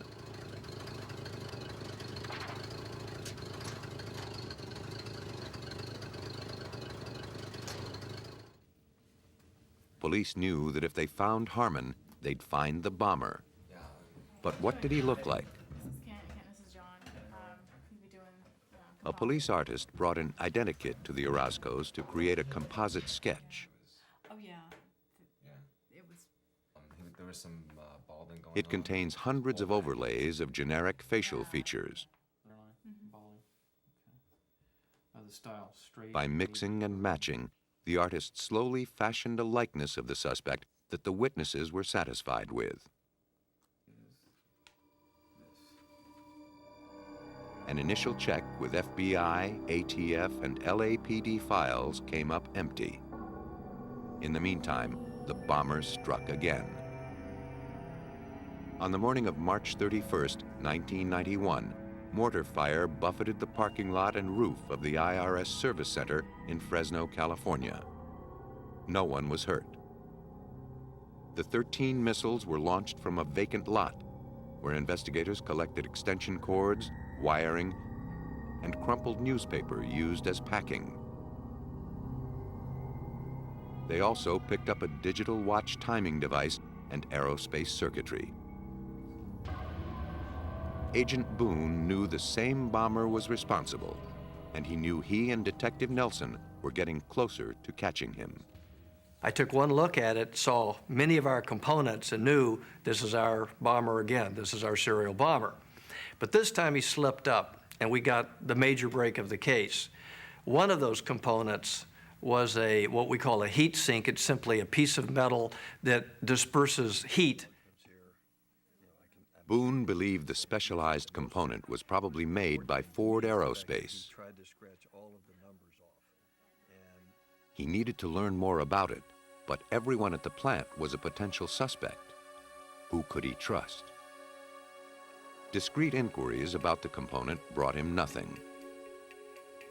Frustrated, getting nowhere, he showed it to the assembly engineer, taking the chance he wasn't the bomber.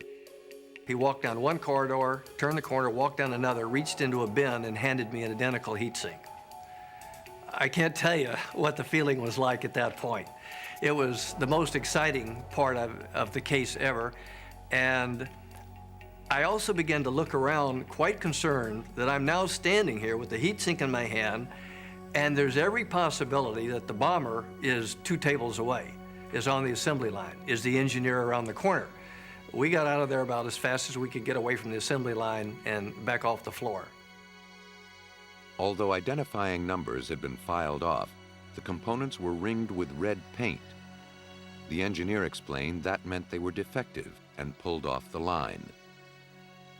This considerably narrowed down the possible areas at Ford Aerospace.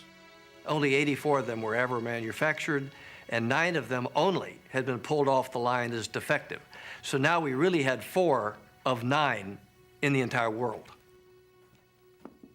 Hello, sir. Thanks for seeing us. Investigators brought the composite sketch to the manager of the engineering lab, the most likely source of the heat sink.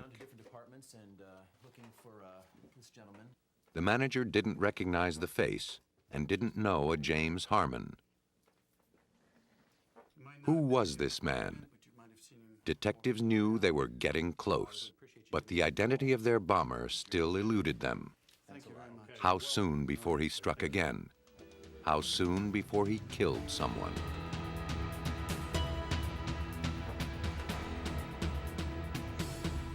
As their search for the bomber continued, Agent Boone and Detective Nelson received a call from the lab manager. After thinking about it, he did in fact recognize the face in the police sketch. It bore a resemblance to an engineer in the large-scale inspection lab.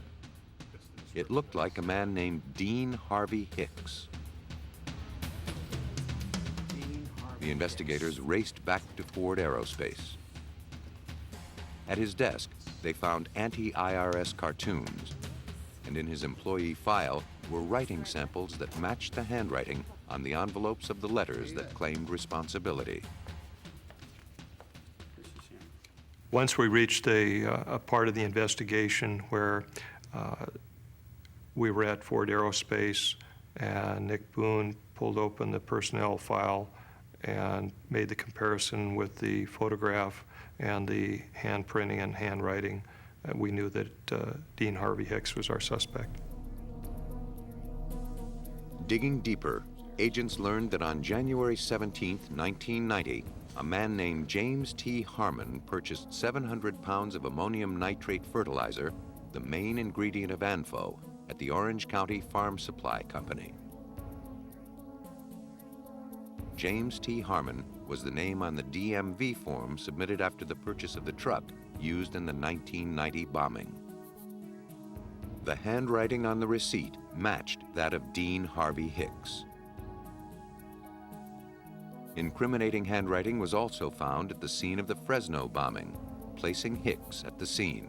He had figured on some newspaper how far his mortar bombs would fire, how much powder would send the bomb how far, and he had worked this out on this piece of newspaper. He then wadded that up and actually used it for packing in the Fresno device. We had that also. When we straightened that out and were able to look at the numbers on a flat surface, we were able to actually also match those to his handwriting. Agent Boone and Detective Nelson tallied the evidence. Hicks had been off work when each of the bombs was planted. He had access to all of the items linked to Ford Aerospace. He matched the description of the purchaser of the truck used in 1990, and his handwriting matched the letters claiming responsibility. But detectives didn't know if he was acting alone. Before they arrested him, they kept an eye on him. Surveillance continued while the arrest warrant and search warrants were being prepared, while we looked into his past to determine whether or not there was other people involved with him. At a point in the investigation, we believe that there may be some interest in him constructing another device. We initiated the search warrant and the arrest warrant the following day. His arrest came on July 11, 1991. Hicks was brought to a hotel room for interview. There, he seemed pleased to provide details about the bombings.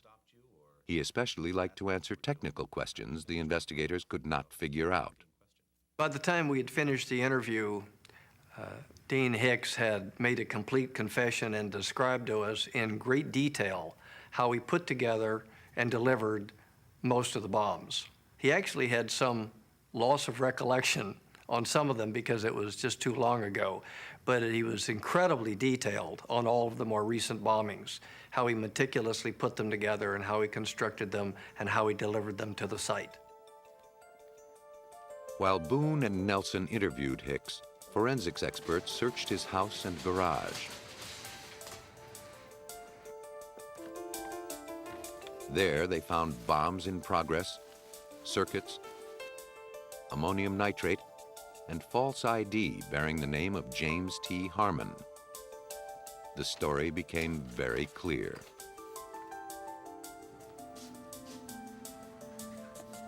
His co-workers at Ford Aerospace knew that Dean Harvey Hicks despised the IRS.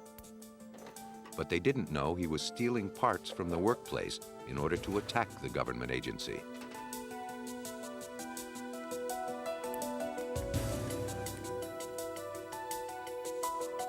In 1981, Hicks had claimed an $8,500 income tax deduction, a contribution to an organization that the IRS did not consider non-profit. It denied the deduction. Hicks claimed that the IRS employee he spoke with laughed at him, so he used his electronics expertise to exact his revenge. Though he claimed to be part of a group, the Task Force on Terrorism determined that Hicks acted alone. Organized groups are not always responsible for acts of domestic terrorism. One person can do just as much damage with a little bit of explosive knowledge as an entire terrorist organization. And I think in the past, we would always tend to look at the organized terrorist organizations being responsible for some of the acts. I think Mr. Hicks has shown everyone that one person acting alone can be just as deadly and just as dangerous as a large group. As clever as Dean Harvey Hicks was, the tireless efforts of investigators like Agent Nick Boone and Detective Bob Nelson finally ended his reign of terror. Finding him guilty on 4 counts of using destructive devices against a federal facility, a jury sentenced Hicks to 20 years in prison. Ironically, he was also ordered to pay more than $335,000 to the Internal Revenue Service. The crimes of Dean Hicks and Roy Moody were personal vendettas disguised as political statements. Like all acts of terrorism, the senseless deeds of these desperate men accomplished nothing. Despite its mystique, terrorism is a crime like any other. And like all crimes, the perpetrator can't help but leave clues behind. With each new case, forensic detectives refine their ability to trace those clues back to the criminal.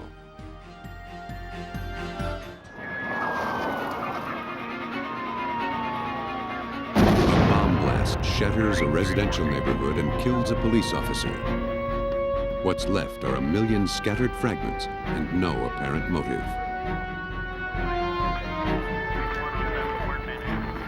Authorities hit the streets to solve a murder, but the roots of this insidious crime lie hundreds of miles away.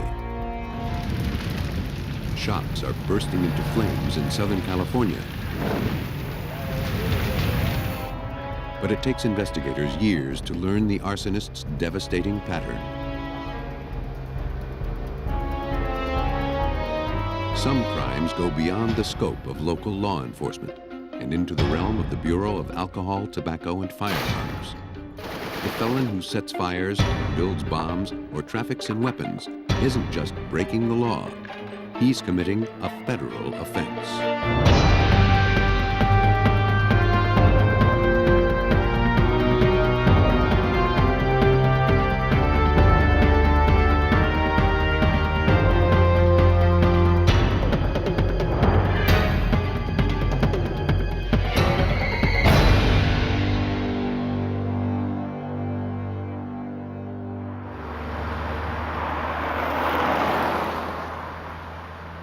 Located just outside of Boston, Massachusetts, lies the quiet working-class neighborhood of Roslindale.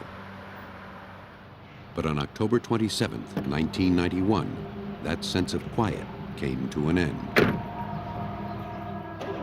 That morning, Thomas Shea Sr. backed his car out of his driveway on his way to work.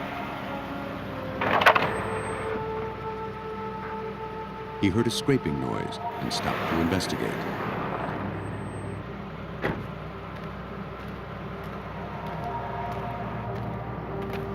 He found a small black box on his driveway.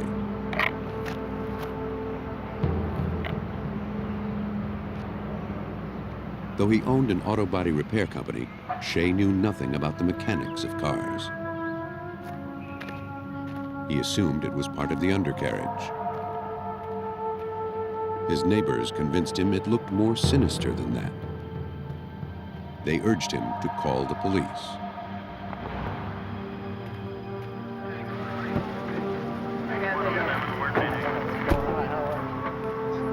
Shea told police about the suspicious object. He was now afraid it might be a bomb. Bomb investigators Jerry Hurley and Frank Foley examined the small wooden box. Each had more than 20 years' experience in high-risk situations.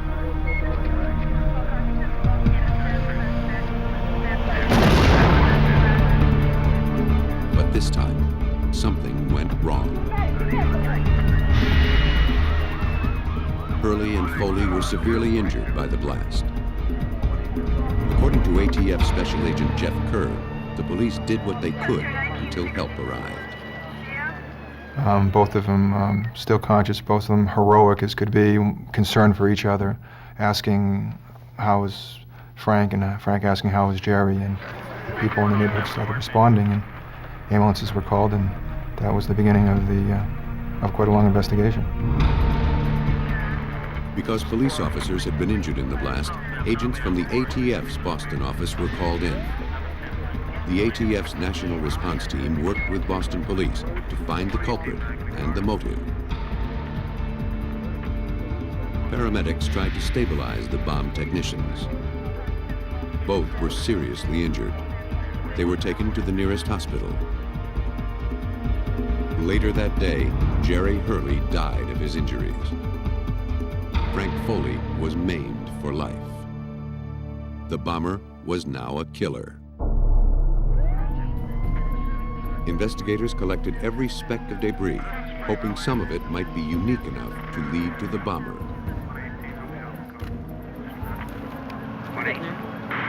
Most of the fragments were common electronic components.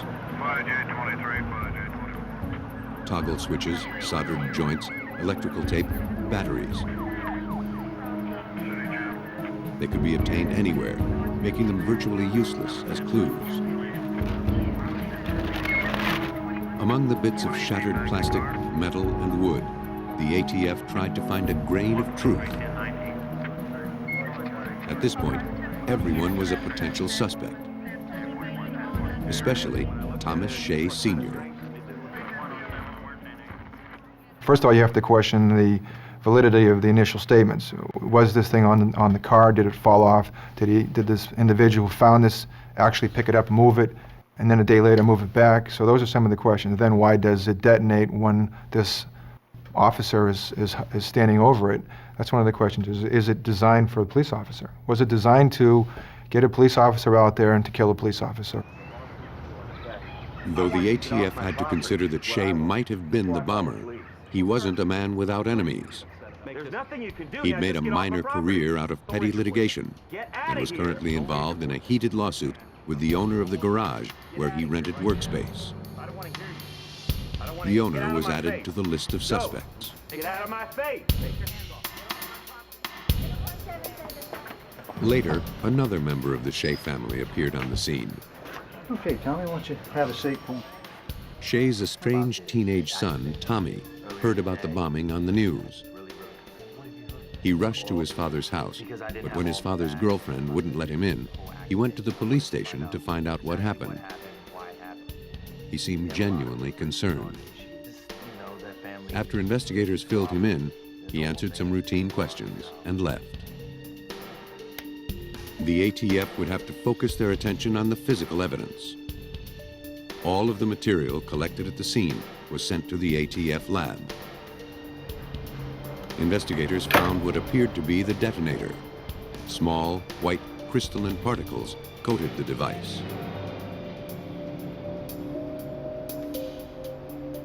The material was determined to be unexploded dynamite. The technicians reasoned that the explosive had been taken out of its original casing and rewrapped to make it fit inside the bomb. The wrapping also provided the next clue. Bits of colored paper clinging to tape. Forensic chemist Cynthia Wallace examined the paper. They looked like they were from a magazine. They also had pictures of, looked like mussels and maybe some fruits and vegetables and a little tiny piece of writing. Looking at that, it appeared to me that that might be the graphic artist's name who had designed the photograph and the layout of the article. So I had our librarian give me a list of all the Mussel magazine publishers that she could come up with, and I started calling them up. Wallace managed to find the magazine that hired that graphic artist. With the publisher's help, she even found the issue and page number of the layout. She asked for a list of local subscribers. Unfortunately, Mussel magazines like this are usually sold over the counter, and they have very few subscription sales. Though the quirky wrapping didn't lead directly to the bomber, it helped to establish his signature, the specific way he constructed the device by rewrapping the dynamite. As the evidence collection continued, another clue emerged. Several distinctive screws. They were unique to a specific brand of remote control device. The component is used in remote control toys. Rigging it to an explosive device required some knowledge of electronics. This bomber, whoever he was, had been doing his homework, or had done this before. As investigators began to create a profile of their bomber, the next clue came from an unexpected source. On October 31st, 3 days after the bombing, Tommy Shea held a press conference. The bombing had garnered widespread media attention, and much of it focused on his family. He claimed that he was the target of the bomb. He said the bomber was a man he owed $50,000. Tommy's admission was news to police. Nothing in their investigation pointed to Tommy as the target. After the conference, they asked him to come to the station to tell them more. Agents checked into Tommy's story. They found no evidence that could link the man Tommy accused to the bombing. They also did a background check on Tommy Shea Jr. and discovered he was wanted in another town for receiving stolen property. Police arrested him on the spot and took an inventory of everything he had in his possession. It included a little address book. Eventually, Tommy was released on his own recognizance. By now, police had interviewed 200 people about the bombing and had made very little progress. Investigators turned their attention to the evidence collected from the bomb site. The thousands of tiny pieces recovered from the scene had given the ATF National Response Team enough to reconstruct the device. They passed its description to various police departments. Before long, Special Agent Kerr got his next lead. One very astute detective remembers a 1986 incident where there was an explosive incident, and he provides that police report and that information to the agents that were down there. They bring it back. There's some similarities to this device, minor similarities, but similarities nevertheless. In that incident, 5 years earlier, a truck had been damaged by a remote control bomb resembling the one that detonated at Shea's house. The main suspect in the case eventually cooperated with authorities and avoided a prison sentence. His name was Alfred Trinkler. Somebody said, wouldn't it be weird if that name was in Tommy's book? And went back to the back of it, to the T's, and sure enough, there it was. Come on in, fellas. What can I do for you today? On November 6th, a week after the bombing, investigators paid a visit to Trinkler at his home, a short distance from Boston. He had his own small electronics and communications equipment company. He was very cooperative, even sketching for the police the bomb he built in 1986. He denied knowing Tommy Shea and agreed to take a polygraph. Later, he changed his mind about taking the test. Alfred Trinkler certainly seemed like the front-runner on the list of suspects. The problem was that the police had no physical evidence to tie him to the scene. To build their case, or to remove Trinkler from suspicion, the ATF tried a different tack. Investigators of the bombing in Boston knew that the device that killed Officer Hurley resembled the handiwork of Alfred Trinkler. But they didn't know if the fatal bomb was a common design or a unique one. Morning, gentlemen. To find out, they sent the information gathered from the scene to intelligence research specialist Steve Scheid in Washington, D.C. Scheid would be able to plug the information he knew about the device into a national database of bombing incidents. We were looking for remote control bombs. We were looking for bombs that had magnets attached to them, bombs that had electrical detonators. We were looking for particular types of switches and batteries. The ATF database sifted through 14,000 bombings and came up with 7 hits. And of those 7, 5 were eliminated because of a clear motive or because they'd been solved.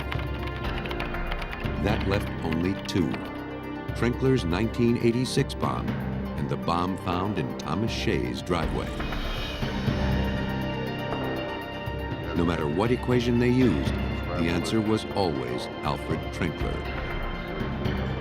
Agents believed that Trinkler and Tommy Shea Jr. worked together on the bomb, but investigators had little physical evidence to tie the 2 men together. No thanks. All right, thank you. Agents visited electronics stores. In one, a clerk identified Tommy from a photograph. He also found a receipt for merchandise purchased on October 18th, just 10 days before the explosion.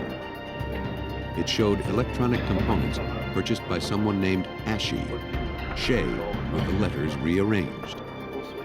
The store was across the street from a building where Trinkler had been installing a microwave tower. You all right on that beer, man? Yeah. Agents still hadn't clearly identified why Trinkler and Shea would want to kill Tommy's So father. what you need for this? Shea's friction with his father wasn't a convincing enough motive. Then, agents turned up a better one. Thomas Shea Sr.'s lawsuit against the garage owners. If Shea won his suit, he stood to gain $100,000. Tommy Shea had made some inquiries to the attorney handling the case for his father, that what happens if my father dies? Where does the lawsuit carry on? And he was informed, yeah, the lawsuit carries on to his heirs, which would be his 4 children. Days before the bombing, Tommy had also told a friend that he was going to get a large sum of money. A warrant was issued for Tommy Shea and Alfred Trinkler. Though the case against Shea was mostly circumstantial, investigators felt it would hold. Tommy Shea must have thought so too. Shea confessed to buying the bomb components and placing the device under his father's car. He said that Trinkler told him what to buy. Trinkler built the bomb. Alfred Trinkler denied any involvement, even though the evidence was stacked against him. Tommy Shea pled guilty to conspiracy to cause the death of a public servant and abetting the illegal use of explosives. He was sentenced to 12 years. Alfred Trinkler's resolve never weakened. He never talked, and he was sentenced to life in prison. Trinkler and Shea formed a conspiracy of 2, but often a seemingly simple crime can expose a vast network of corruption. In this case, some of the names have been changed. December 9, 1996. Washington, D.C. paramedics responded to the scene of a shooting in the southeast area of the city. They found a young man unconscious, apparently the victim of gang-related violence. His name was Laura Henderson.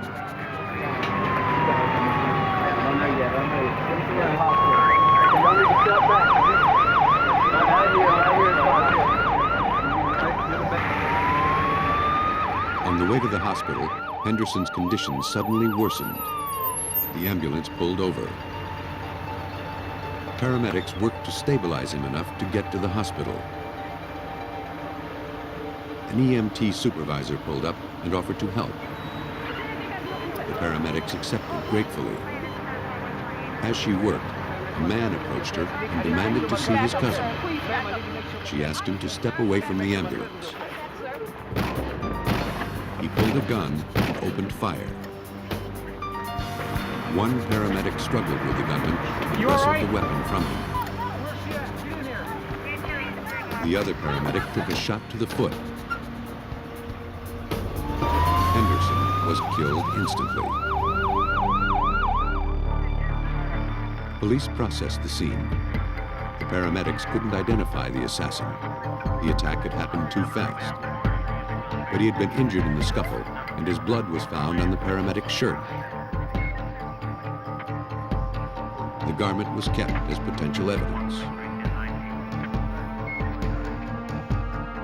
The handgun retrieved at the scene, which had delivered the fatal shots, was a .40 caliber Beretta semi-automatic.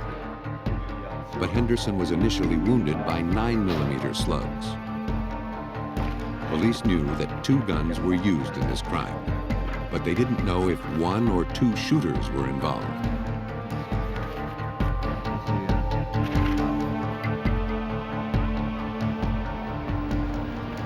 Interviews with potential witnesses and people from the neighborhood yielded the tip that cracked the case. A witness told police that only 1 shooter was involved. His name was Robert Byrd.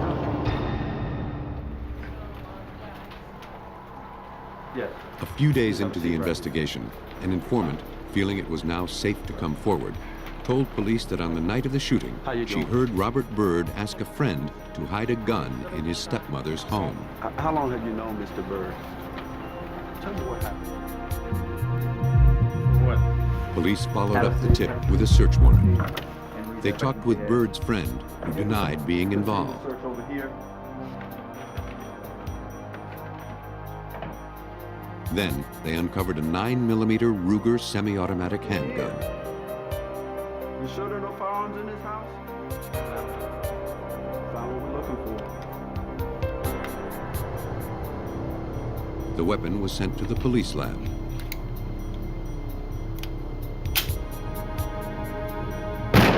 After test firing the weapon, a ballistics comparison determined that this was the gun used to initially wound Laura Henderson.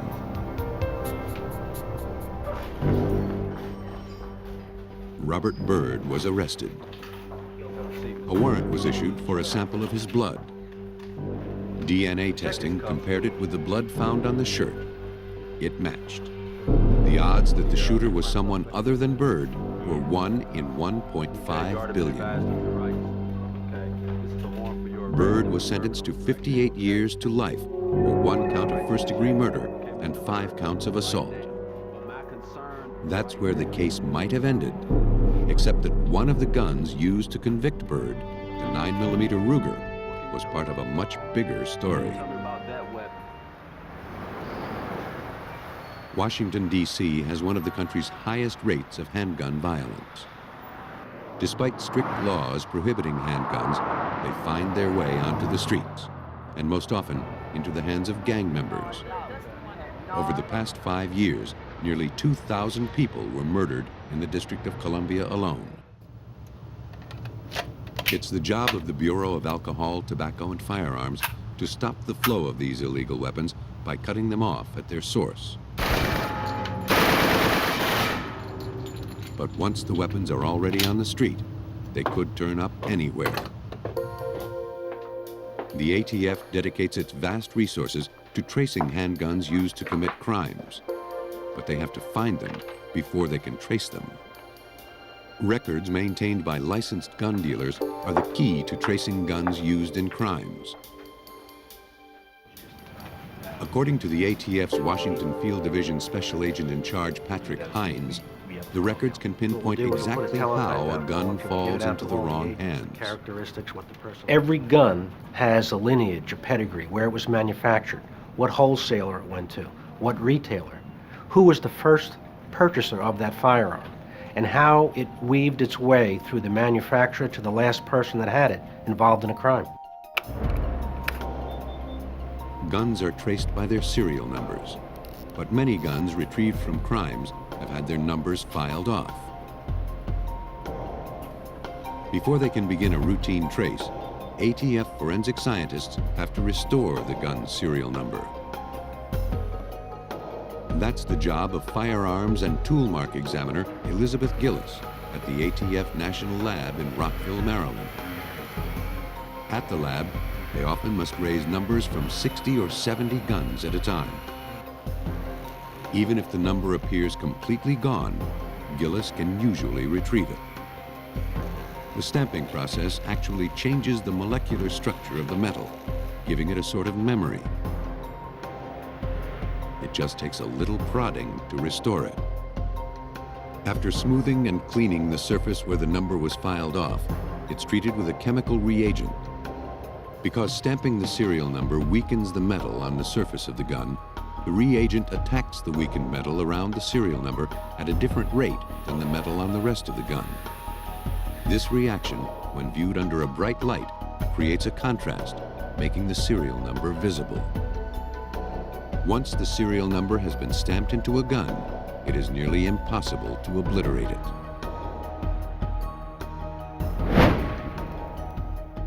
It's almost like indented writing, like if you wrote on a pad of paper and you tore off that first sheet that you had written on, the sheet below, typically you can see an impression of what you wrote on that first page. With a gun's serial number in hand, ATF investigators can begin to trace it. They first contact its manufacturer. The manufacturer of the gun that killed Laura Henderson reported that it had been purchased by Len Jones, a licensed gun dealer from Missouri. Special Agent Michael Mund found it peculiar that a gun sold in Missouri made its way to the streets of Washington, D.C. Missouri is not one of the states that we know of being the source state of firearms trafficked in the District of Columbia. About half of the firearms that are recovered in the District of Columbia come from the states of Maryland and Virginia, with the rest of the firearms coming from the southern states. As a licensed dealer, Jones was required by law to record every gun he purchased and to whom and when he sold it. The ATF found no record of who purchased the gun that killed Laura Henderson. But Jones may have been guilty of more than just bad record keeping. Hoping to find the source of the gun that killed Laura Henderson, the ATF paid a visit to Len Jones. His records indicated that he'd bought 106 handguns. But a check of gun manufacturers determined that between January 1994 and February 96, he had bought more than 1,500 guns. This was a blatant violation of federal gun dealing laws. Investigators wondered how many of these weapons were on the streets of Washington, D.C. It wasn't long before they began to find out. While they were investigating Jones, 4 more crime guns were traced back to him. Most were in the hands of juvenile offenders and were confiscated shortly after he'd sold them. When ATF agents confronted Jones, he came clean. He told investigators that between July 1994 and March 1996, he had sold over 1,000 handguns to a pair of dealers from Tennessee.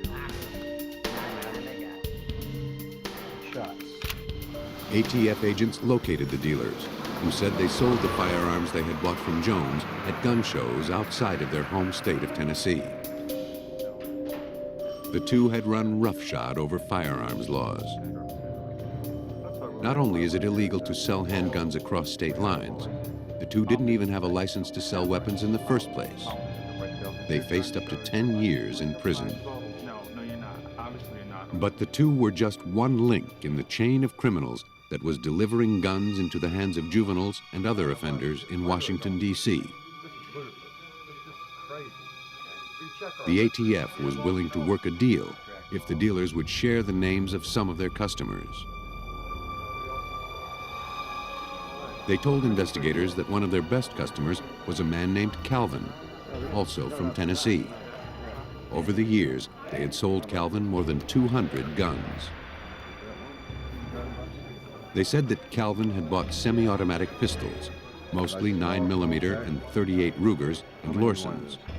But the two men didn't know where Calvin lived, or even if that was his real name. They told the agents he was an African-American man who drove a station wagon. When they wanted to find him, they called a pager number, which they turned over to the ATF.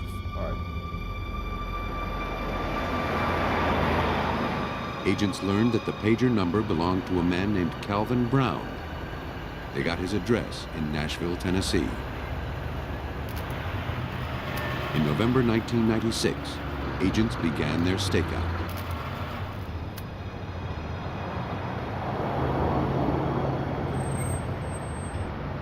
After a number of hours, we observed the vehicle pull up to the location. A black male was driving the vehicle, and he fit the description that was given to us.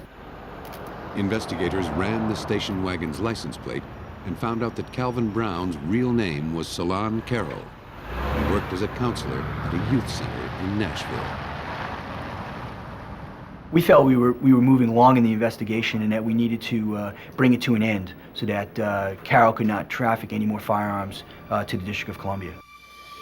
Investigators devised a sting to catch Carroll, hopefully without gunfire. In December 1996, an ATF informant contacted him to sell some illegal weapons. Carroll specified that he was interested only in guns without serial numbers.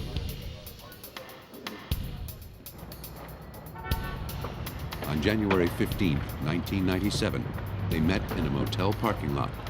Carroll purchased 19 pistols and an automatic MAC-10 machine gun for $3,000, with an additional $1,550 to be paid later.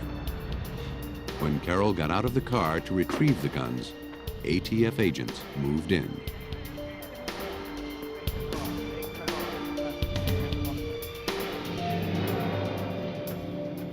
Faced with up to 20 years in federal prison, Carroll admitted to selling over 200 weapons to known gang members in Washington, D.C. Well, what do you think these kids are doing with those 20 have been taken from juvenile offenders.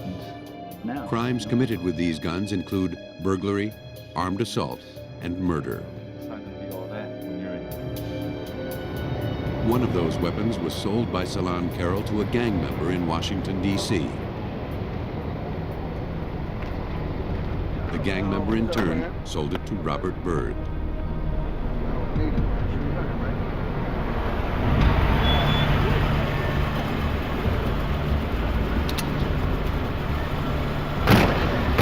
Byrd used it to murder Laura Henderson.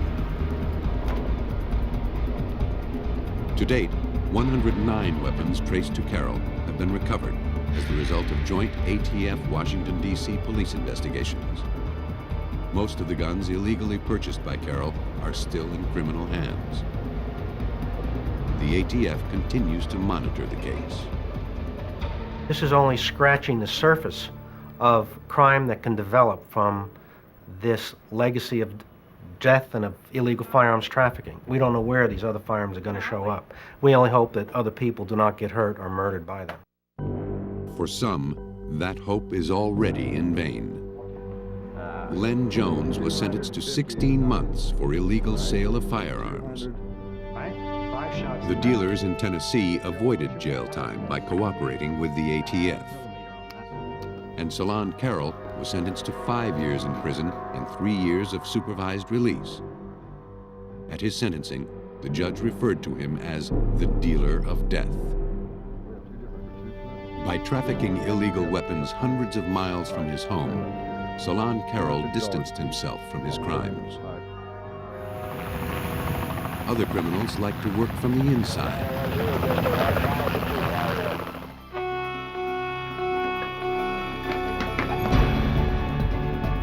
January 14, 1987, firefighters in Fresno, California were called to a large fire in a fabric store.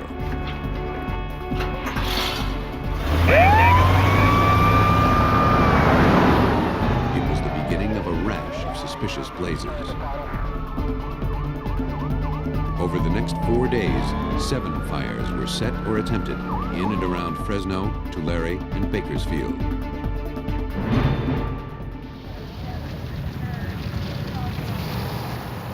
All started in shops during business hours. Investigators could not find any evidence of an accelerant, yet all the fires spread quickly. People evacuated from the stores told firefighters the blaze seemed to come out of nowhere. After ruling out other causes, investigators suspected arson in every case. The 7 fires caused over $700,000 in damage. The flames left behind few clues. Arsonists count on fire to destroy all evidence that might lead back to them. Processing fire evidence is a specialized task, one that small-town forensic labs don't usually handle. The samples collected from the fires were sent to the ATF lab near San Francisco. Daryl, can you take fingerprints of these items? Among the rubble, the only promising clue was a charred cigarette butt, some burned matches, and a piece of yellow paper secured by a melted rubber band recovered from a fire in Bakersfield. Investigators surmised that these innocent-looking items might have been part of a simple delay device used to set the fire. Paper. Investigators were lucky to have found it. ATF senior technician Darrell Classy tried to raise fingerprints from the blackened remains of the incendiary device. It was a challenge in the fact that the paper was charred, the matches were partially burnt, and the cigarette butt had already been burned, so that there was very little clear, clean space left to find identifiable latent prints on. To perform the analysis, Classy soaked a sample of the burned material in a chemical called ninhydrin. Shake it up so we thoroughly... The solution reacts with the amino acids present in perspiration residue in a fingerprint. The evidence is bathed in the ninhydrin solution, and if a fingerprint is present, the chemical turns it purple. Tests on the matches and cigarette yielded nothing. Classy was able to raise a single fingerprint from the yellow paper. Or the clean surface. Authorities in Bakersfield compared it to the prints of the firefighters who recovered the device, to be certain that they hadn't accidentally left the print. It didn't match any of them. The next step was to submit the print to California's automated fingerprint system, which contained the prints of known criminals. Maybe the Bakersfield investigators were dealing with an arsonist with a police record. But their arsonist had no matches, and that meant authorities had no suspects. Until the arsonist struck again and left more clues behind, investigators could do nothing. The case and the clues were filed away and all but forgotten.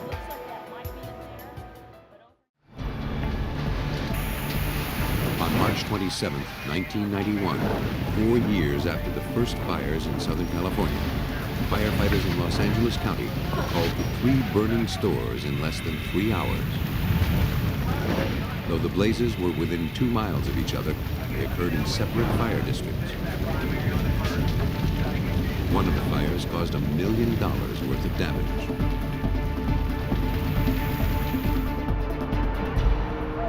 In another of the fires, investigators again found the remains of the same type of delay device made from a cigarette and yellow paper. The suspicious pattern of fires might have gone unnoticed, if not for the LA County Sheriff's Office, which had jurisdiction over the whole area. The sheriff suspected a serial arsonist and notified the ATF. Agents from the ATF went over the records of the various fire departments that had been investigating the suspicious fires. They looked for other fires that fit the same pattern. they found more than they bargained for. Over the past 4 months, 5 fires were set in stores in and around Los Angeles. All fit the same pattern. All started during business hours. No accelerant was found. All were close to each other and to the freeway.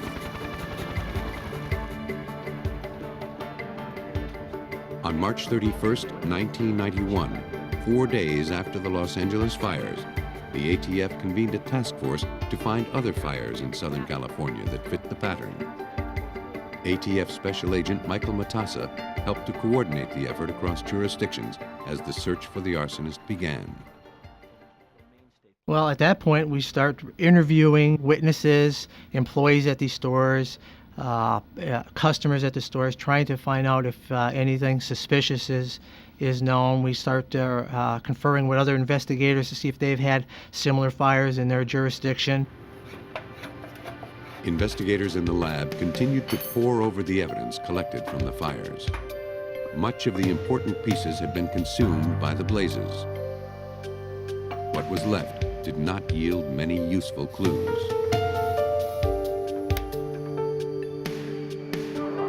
As part of the outreach effort, an ATF agent was dispatched to the monthly meeting of FIRST, the Fire Investigators Regional Strike Team. He shared the information the task force had gathered and asked the FIRST members if they had anything to add. One of them had much to say.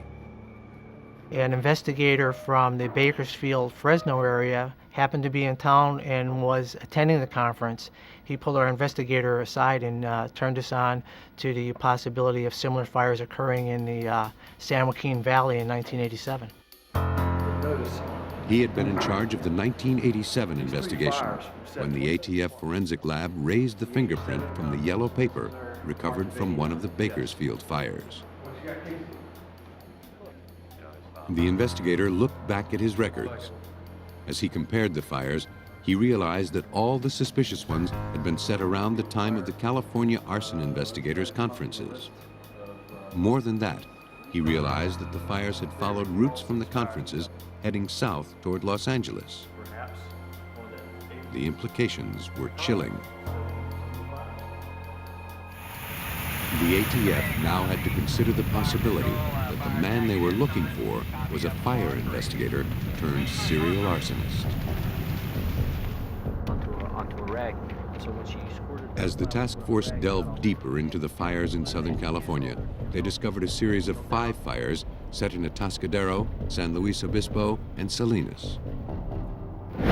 They all fit the pattern of the previous fires, and all were set on the same day after an arson investigator conference. As the ATF gathered files from various districts in Southern California, the pattern grew clearer. They discovered that a total of 5 delay-type devices had been recovered from these fires. Each was constructed from cigarettes, matches, and yellow paper.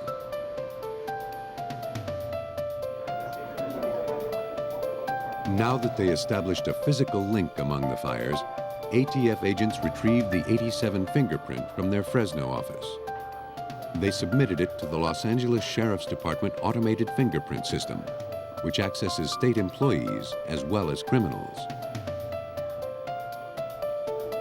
This time, the computer came up with a match, but it was no cause for celebration. Double-checking only confirmed the grim conclusion. The print belonged to arson investigator John Orr. One of California's most respected fire professionals was now the prime suspect in the 1987, 1989, and 1991 fires. A 17-year veteran in the Glendale Fire Department, Orr had earned a statewide reputation as the Sherlock Holmes of fire investigation. He had trained thousands of top fire investigators. That Orr could be responsible for setting dozens of fires over a 4-year period was difficult to believe. Occasionally you may find as in any other profession, somebody who's gone bad in the field, but to have someone of his reputation and such widespread over such a long period of time, I mean, we're incredulous over it. They looked for some other explanation. Investigators who had worked with Orr thought that perhaps he had just forgotten to wear gloves when handling evidence. When he was deep in an investigation, he got his hands on everything related to the case. But Orr hadn't worked the 1987 fires. There was no record of him even looking at the evidence. It seemed the only way John Orr's fingerprint could have gotten on the incendiary device was if he had placed it himself. Investigators had to consider him the main suspect. To prove John Orr's innocence or to establish his guilt required a deeper investigation. All they really had was a single fingerprint on only one device. Well, we kept the investigation very covert because we wanted to make sure that fingerprint wasn't accidentally on the device. We only had him on the one fire, so now it was important for us to keep it quiet while we developed an investigation to tie him into all of these other fires that we were sure the same arsonist had committed. Investigators checked Orr's log sheets at the Glendale Fire Department to see where he was when the fires were set. The log sheets could give Orr an alibi. If he were logged in at the station, he couldn't have set the fires. But in every instance, they reported him out of the office at an undetermined location. 7825, code 6. When they followed him, they observed him buying cigarettes. John Orr didn't smoke. Despite this incriminating evidence, building their case wouldn't be easy. Orr knew their business as well as they did. We knew when it came time to interview him that he had done interviews, so he would know what to expect in the interview. And really, we had to put together as much circumstantial evidence as we possibly could to prove that nobody but him could have done the fires, and that was the tactic we took. Armed with a photo of their suspect, investigators returned to the scenes of the 1987, 1989, and 1991 fires. They hoped to speak to anyone who might remember seeing Orr. They found several eyewitnesses. A number of employees were able to pick him out as a customer who had been in the store prior to the fire. In one store, we had an employee say that she saw him carrying some paper in his hand. Yellow paper was part of the device, and she pointed out to us that the color of the paper he was carrying was yellow. Sure, I'm just looking for some fabric Witnesses samples, put maybe Orr at to the scene of two of the fires. In both cases, he was spotted in the stores shortly before they burned. Then, the ATF received the forensic report on the devices recovered from the earlier fires. The ATF lab had identified a signature. That is, the devices were all built the same way, using the same materials. The ATF surmised the arsonist didn't need an accelerant because he was placing these devices in flammable items within the stores. The device was designed to start the fire slowly, letting it smolder until the extreme heat erupted into flame. That allowed the arsonist to leave the scene long before the building was engulfed. The construction of the device was simple, but its design pointed to an arsonist with a keen knowledge of fire. The forensic analysis concluded that the devices were the work of a single individual, an individual responsible for more than $18 million worth of damage. The ATF database of arsonists could not match these devices as the signature of any other known arsonist. The report cleared away any remaining doubts investigators might have had about Orr's involvement. Then, Orr himself provided an extraordinary piece of evidence. I got a phone call from John Orr's supervisor, and he said that he had seen a letter that the secretary was typing talking about a book that John Orr was trying to get published. In that letter, he describes the suspect being a firefighter who who's been setting fires for the last 10 years in Southern California and had not been apprehended. One suspect in this. Well, you know, but when you Orr hoped to get the book published and to sell the rights for a television movie of the week. This is one of Camilo's fires. ATF agents acquired the manuscript from an author and former firefighter whom Orr had solicited for advice on his novel. For ATF agents who dedicate their lives to investigating deadly fires and bombings, Orr's book wasn't a pleasant read. Well, frankly, I couldn't believe what I was reading. I mean, I originally thought that maybe it would give us a little insight into John, but never that in my wildest imagination I think that the exact fires we were investigating were going to be chronicled in the manuscript.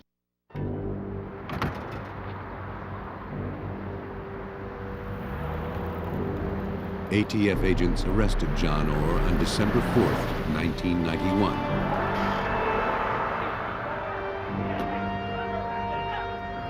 Officers searching his truck found yellow ruled paper, matches, rubber bands, and cigarettes. The same brand used in the devices. In his house, they found videotapes of arson fires still under investigation. They had been shot at close range. The evidence was conclusive, leaving investigators with just one unanswered question.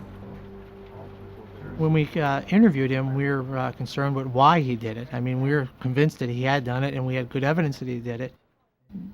We were trying to get him to explain why, which he never did.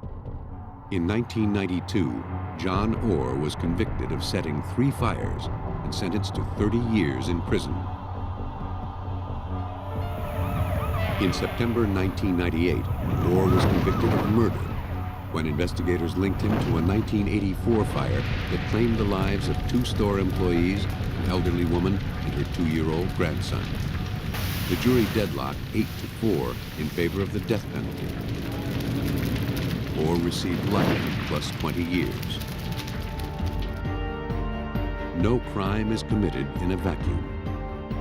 When an offense involves weapons, explosives, or incendiary devices, solving it depends on finding a pattern. It's the ATF's job to see the big picture and pin down the culprit.